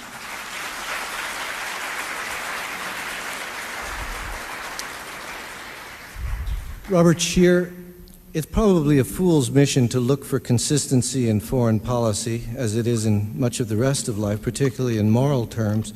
But why shouldn't the United States seek to unseat a sawdust Caesar who has certainly in the past and may yet in the future deploy terrible weapons, not only against his own people, but others as well, not because our ability to do so is constrained elsewhere in the world, but because, as a matter of opportunity, we can and we ought to do so because it's the right thing to do? Well, I guess I don't believe it is the right thing to do in general to make other people's history for them. And I think was it Marx who said the road to hell is paved with good intentions.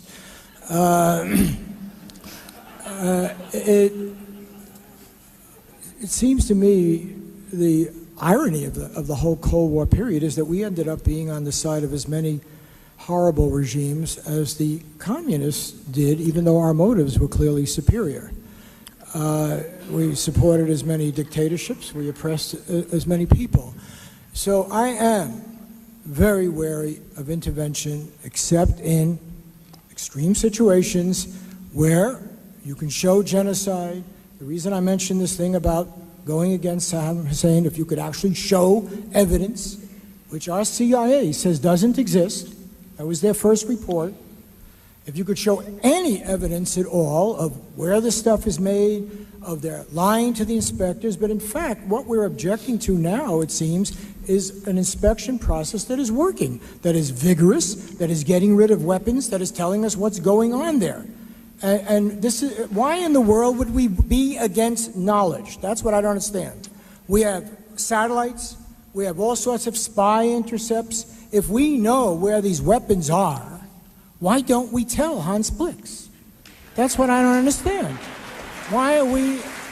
It seems to me actually criminal to hold back this information. Now, where we really have a disagreement here is...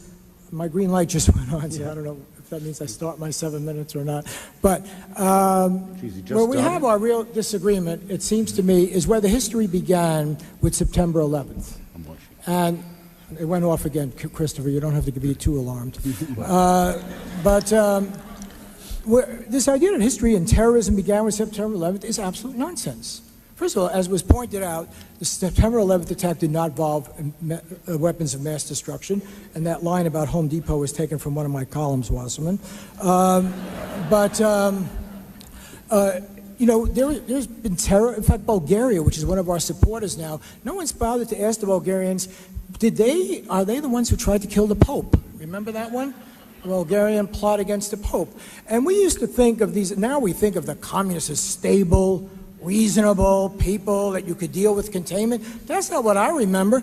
I remember Tom Dooley and the stories of the bloody rampage of the Vietnamese against Catholics, and that's why we had to intervene. I remember the yellow horde, the Chinese ants that were going to come sweeping down, the horrible KGB terrorists that were threatening everyone in the world and were behind terror all over the world. You know, we've reinvented history here now that Saddam Hussein is the first guy to come along who may support terror.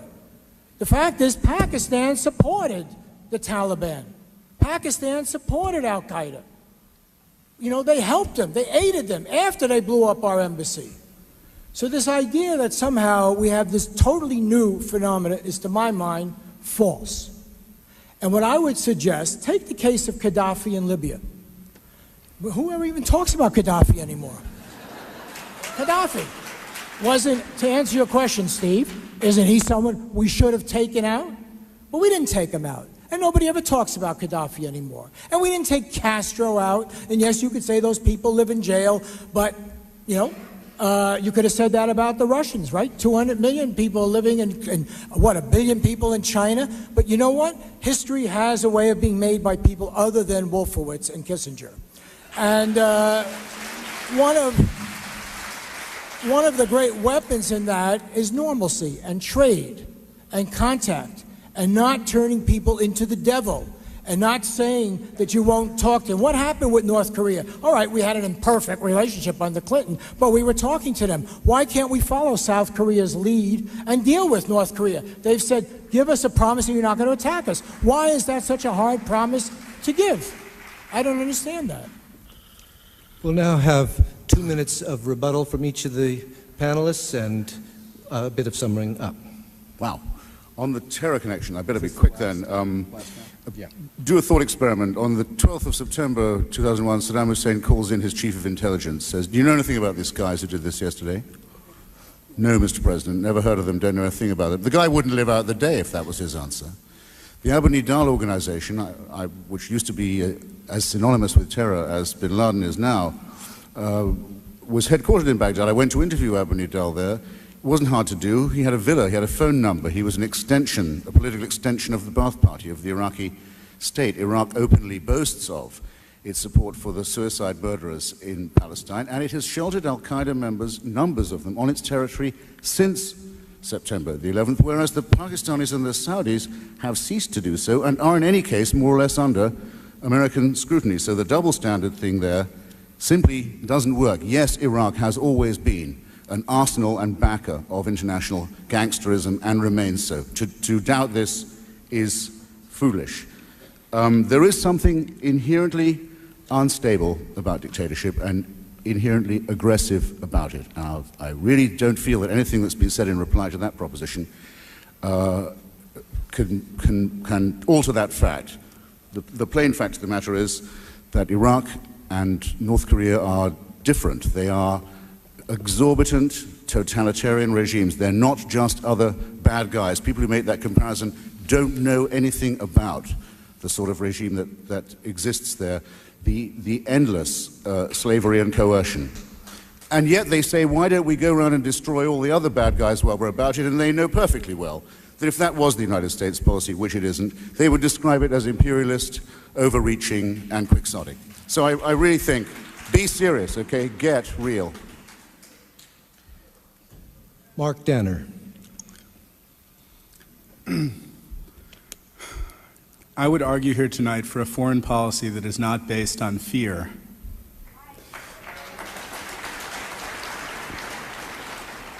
Based on As in 1919, as in 1945 to 50, we are living in a period in which our approach to the world is being redefined. At present, the symbol of that redefinition is President Bush floating on his island in the Atlantic, accompanied only by Prime Minister Aznar and Prime Minister Blair. The question is whether the United States can exert power in the world without alienating the rest of it. This administration has participated over the last few months in a fascinating experiment in the limits of power. Michael said that there is no deal to be made on the Security Council. I think that's wrong. I think the French indeed can be brought around to promise a use of force, given a reasonable deadline, given reasonable benchmarks, and given a reasonable policy between now and then. I think that's possible. And one cannot argue it's impossible because the United States has not tried it. One should also say, as a comment on deterrence and Saddam Hussein, that in order for a policy of arms inspection and disarmament under international auspices to work, the Iraqi regime must be assured that if it disarms, it will not be attacked, invaded, and occupied anyway. And that has never been the case. That has never been the case. I'd say to all of you tonight that if indeed we go to war very soon, as looks quite possible and perhaps looks quite probable, this will not be over. This will not be over. One has to remain interested, vigilant, concerned, and involved. And I thank all of you for coming, because this struggle about the soul of this country is nowhere near over. I have to close, though my red light is on, with a quote from John Quincy Adams, 1821. He told America to go not abroad in search of monsters to destroy. But his reasoning was not about the inherent difficulty of that, or at least not only. He said that if America did go abroad in search of monsters to destroy, it would become the dictatress of the world, but would no longer be the ruler of her own spirit. I ask all of you in the hall tonight to keep that in mind, because that threat, if war comes, if it doesn't, however bloody it is, however quickly it goes, that will remain the question for all of us.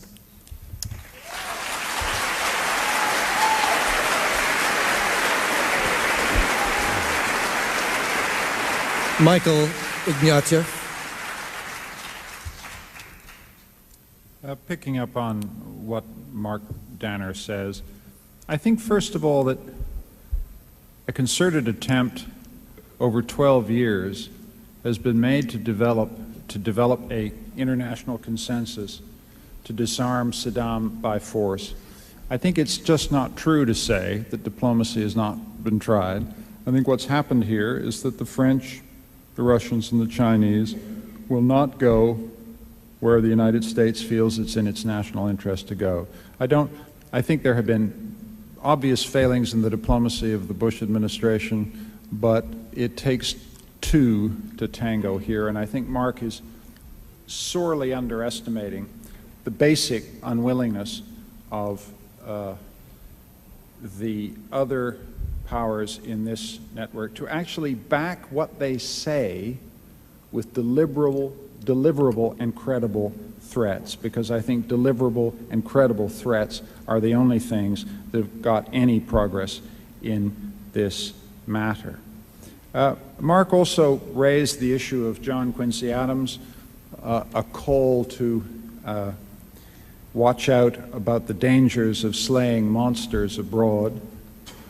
I'm very hesitant. I share his worries about moralism in foreign affairs. But I would point out that this country has slain some monsters, and the world is immensely better because it did so. Yeah. Milosevic of Serbia is in The Hague, a monster who was slain by the exercise of American power. The Serbs removed Milosevic. Well, Casuistry. if you don't, Casuistry. there are limited cases in which the United States, I think, should go abroad to slay monsters, and it can do so without losing its soul as a republic at home. Thank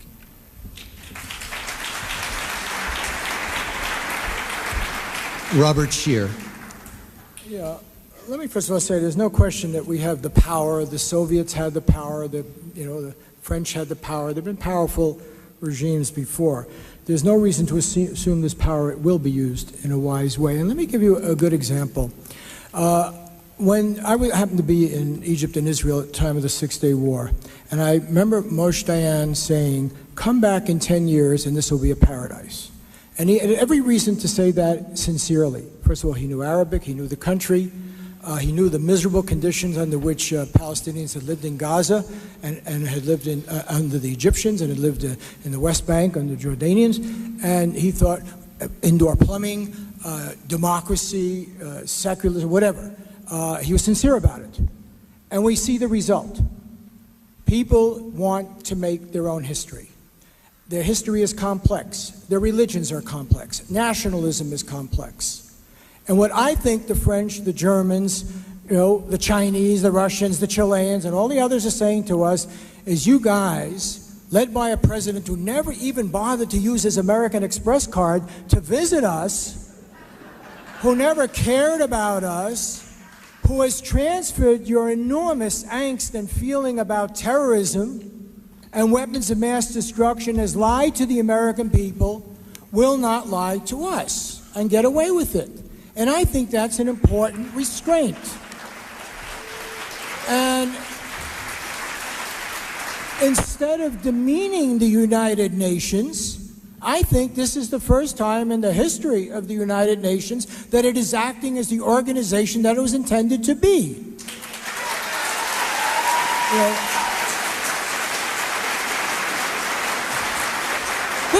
This is not a case of the Soviet Union saying yet. This is a case of democratic societies like France and Germany saying to us, we love America, and for that reason we're here to tell you you're wrong and you're making a very big mistake. As one can readily hear and one can readily see, this is a debate that has no end and will never have any end so long as citizens debate whether a nation ought to have a moral mission in the world, in a real politique world in which monsters are loose and evil is there and good needs to be done and people need to decide and debate amongst themselves where their true interests lie.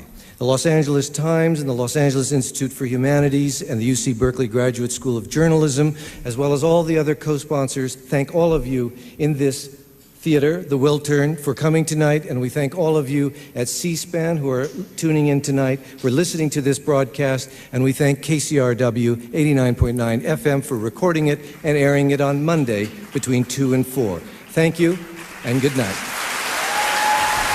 Bye now.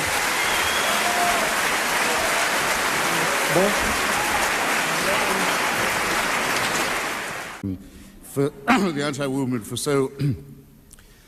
movement for so bravely and doggedly and stubbornly wearing and displaying the medals of its defeats. It takes a certain amount of moral courage, I think, to do that, or courage of a sort. I don't just mean the defeat they suffered over Bosnia or Afghanistan or Kosovo. I don't have to rub in the fact that if their advice had been listened to, Kuwait would now be the 19th province of Iraq and would have been for some years. Bosnia would be part of Greater Serbia. Kosovo would be a howling wilderness dominated by the ideology of ethnic cleansing. And Afghanistan would still be run by the Taliban. That's what you would have got if you'd heard the anti-war movement's arguments and taken them seriously before. And in many cases, including those who run this movement, actually organize it, that would have been the desired result. I'd speak rather tonight, I think, to the people for whom that result would at least be unintentional, those who have the excuse of innocence. I suppose I mean the touching way in which they now call for more containment, more sanctions, and more inspections. In other words, they concede that every step of this policy so far, and all the success that it has had, hard won and bitterly fought, is self-evidently attributable to the program put forward by those of us who have long favored regime change in Iraq. There would be no sanctions, inspections, containments, or no-fly zones if it wasn't for that. And while many people want to hold it right there and say this far and no further, there are some of us who've long believed that the logical and moral conclusion is to finish this task and complete it, and this will have the happy result of the full emancipation of the Iraqi and Kurdish peoples from a regime of an explicitly National Socialist type. Now, I took this view long before George Bush did, and so if you want to bring up Kyoto or capital punishment in Texas or any other thing that may be on your mind, prescription drugs for seniors, I don't know, save it, would you? We're discussing Iraq tonight. Want to hear another really stupid argument? There are some people, some of them with actual Jewish names, who've been wanting to remove Saddam Hussein for some time. I have to break this to you, someone has to tell you. They've had it in for him for a considerable period. Bush himself is only a very recent convert to this scheme. I've been in Washington for 21 years, ladies and gentlemen, comrades and friends, brothers and sisters. Let me tell you what I've learned. The Gentiles keep worming their way into high positions no matter what you do.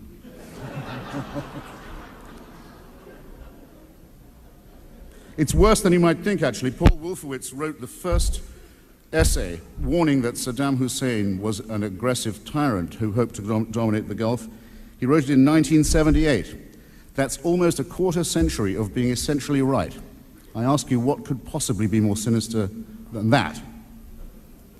Now, I'm quite happy to give my support to this open conspiracy. I joined it more recently than some, but earlier than others. And very happy, in fact proud to say that my solidarity belongs with the brave fighters of the Patriotic Union of Kurdistan and the Iraqi National Congress. Some of you wouldn't know what courage was unless you'd seen what some of these people have fought against and how they've had to fight it. I don't want to be part of Saddam Hussein's human shield constituency, and every bit of the progress that's been made so far has come from the careful, graduated deployment.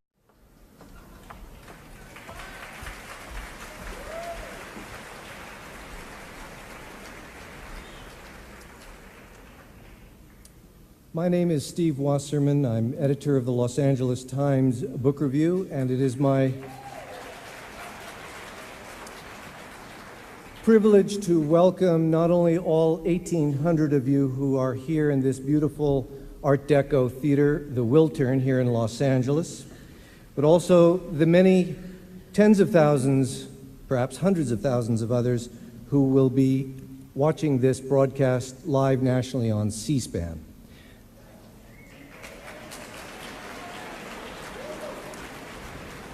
We are also being recorded by KCRW 89.9 FM here in Los Angeles,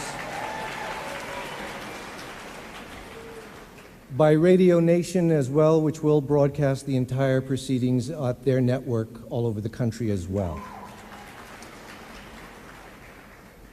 The Los Angeles Times, the Los Angeles Institute for the Humanities, and the UC Berkeley Graduate School of Journalism are the principal sponsors of this event. There is a long list of co-sponsors, which I do want to acknowledge, a kind of coalition of the concerned, who believe that soundbite debate can never replace a more fulsome debate, which we feel it is our obligation, both singly and collectively, to undertake at a moment of tremendous national, indeed international importance.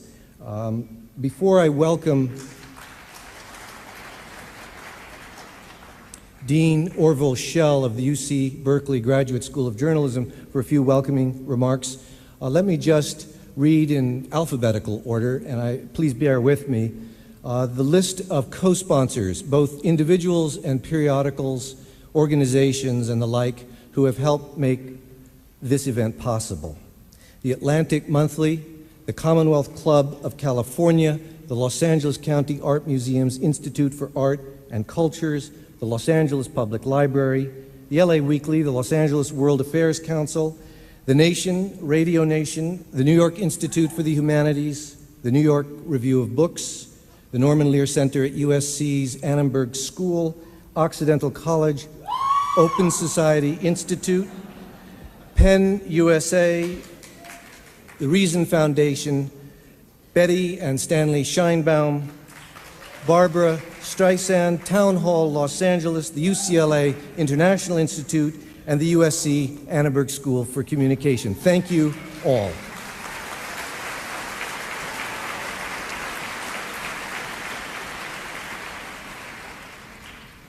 Let me introduce for a few welcoming remarks Dean Orville Schell.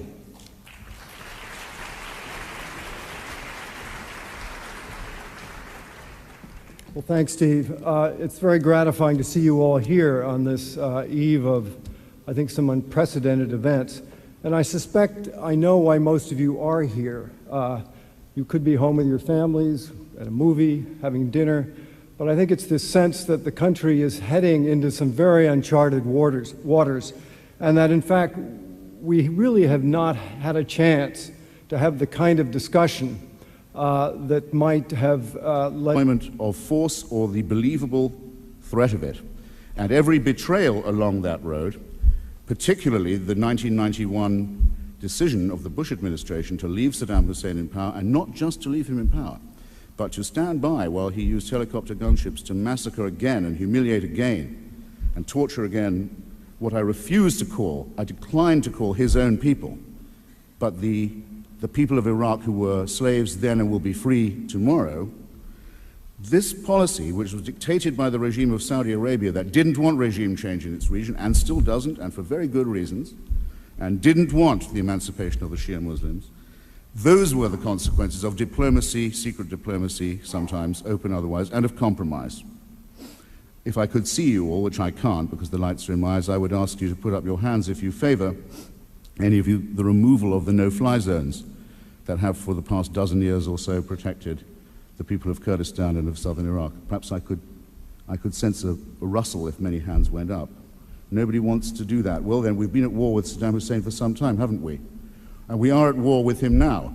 And the argument about what side to be on and how to prosecute this matter has essentially been already decided, and in a wonderful way, in my view, on the side of principle.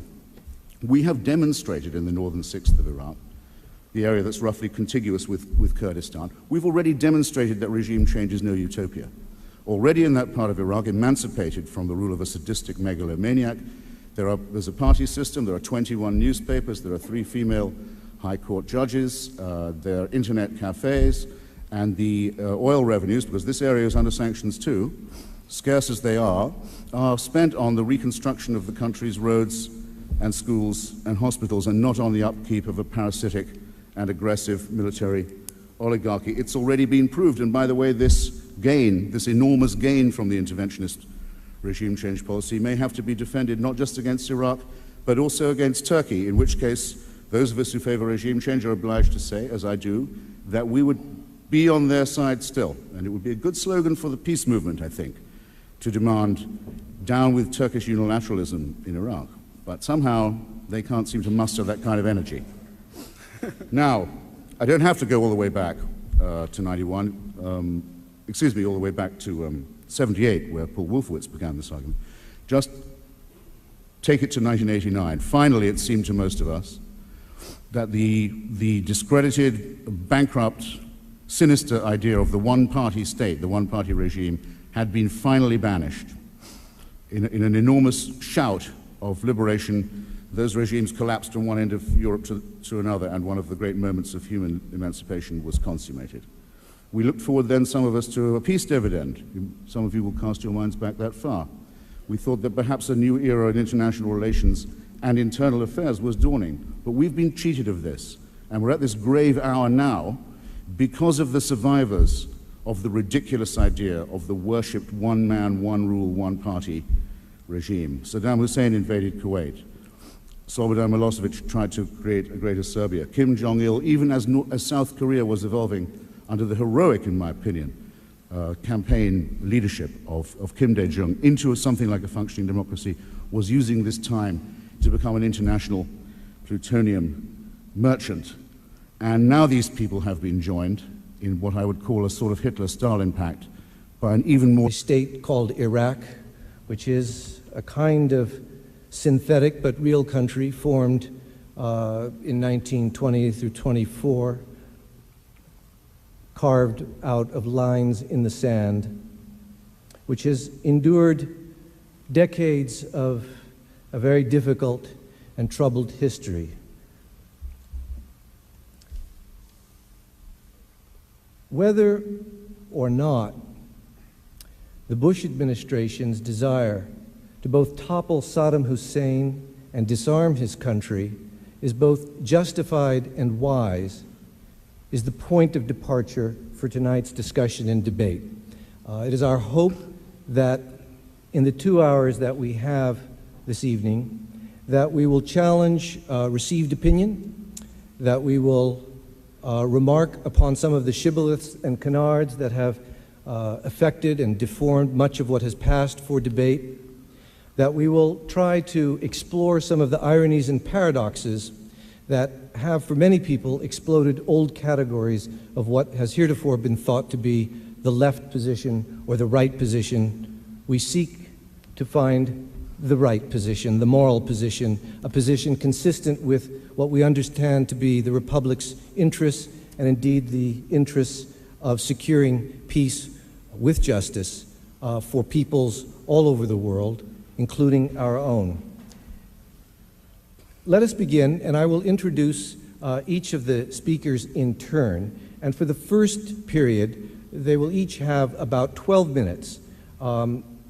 In television land, 12 minutes might seem an eternity, and particularly with no break for commercial, but it seems to us in the short attention span culture that coarsens almost all debate, that this gives us at least, and each of the speakers, a bit of elbow room to stretch out with a notion and to plummet in some way. We, of course, will not be able in this evening to address all issues that have attached themselves to the principal one before us, like so much collateral damage, but we hope at least to raise the kinds of questions that all of you can begin to think about and, with any luck, may challenge the sorts of notions that you entered this hall with this evening. To begin, we will begin with Christopher Hitchens. Christopher Hitchens is currently the I.F. Stone Fellow at the UC Berkeley Graduate School of Journalism. He is, as many of you may know, a contributing editor to Vanity Fair. He's the author of numerous books, including most recently, Why Orwell Matters. It is a matter of, I think, almost inarguable assent that he is one of the most gifted, whether one agrees with him or not, polemicists of his generation. Christopher Hitchens.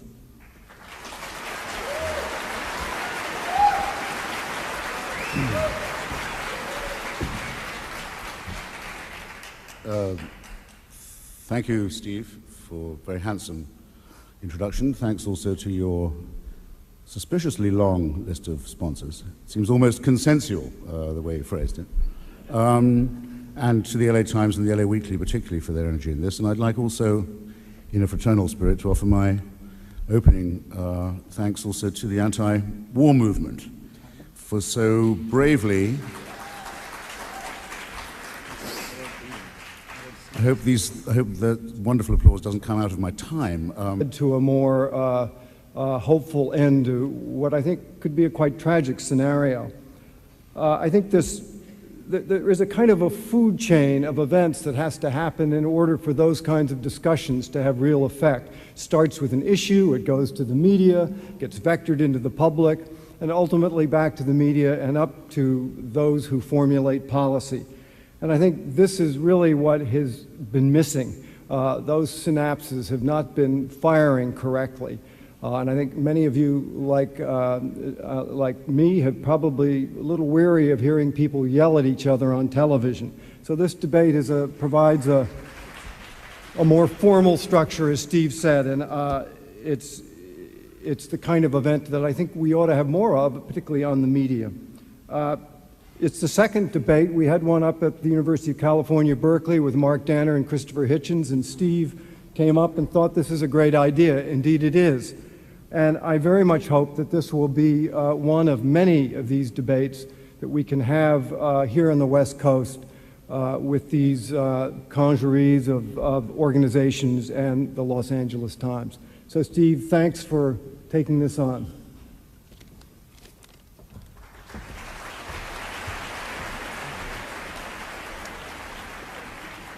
Without further ado, let me bring out our panelists. I'll make a few opening remarks, and then we will begin a conversation, which it is hoped will shed at least as much light as heat.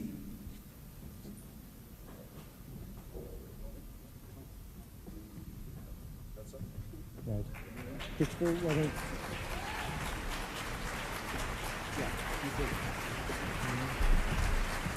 you take it down.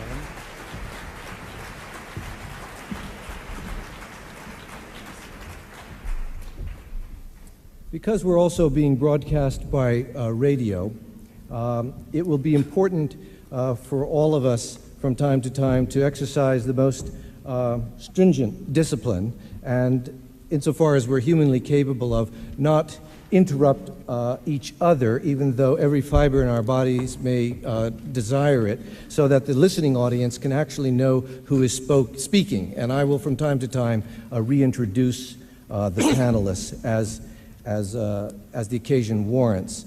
Let us first say that this last period, year and a half or so, has been, I'm almost tempted to say, unprecedented, certainly in my lifetime. A degree of bellicosity, a degree of rhetorical flourish has inflamed the language both of policy and ordinary talk. Many Americans, like many people all over the world, have grouped themselves around dinner tables and breakfast tables and water coolers and on street corners to debate what feels, at least to some critics, like what people might have felt in 1913. We appear, at least to some, to be on the precipice of a potential great catastrophe. For others, we seem finally to be on the eve of an epic of emancipation. We are plunged into this moment by the fact that there has been assembled in Mesopotamia a tremendous military machine which has girdled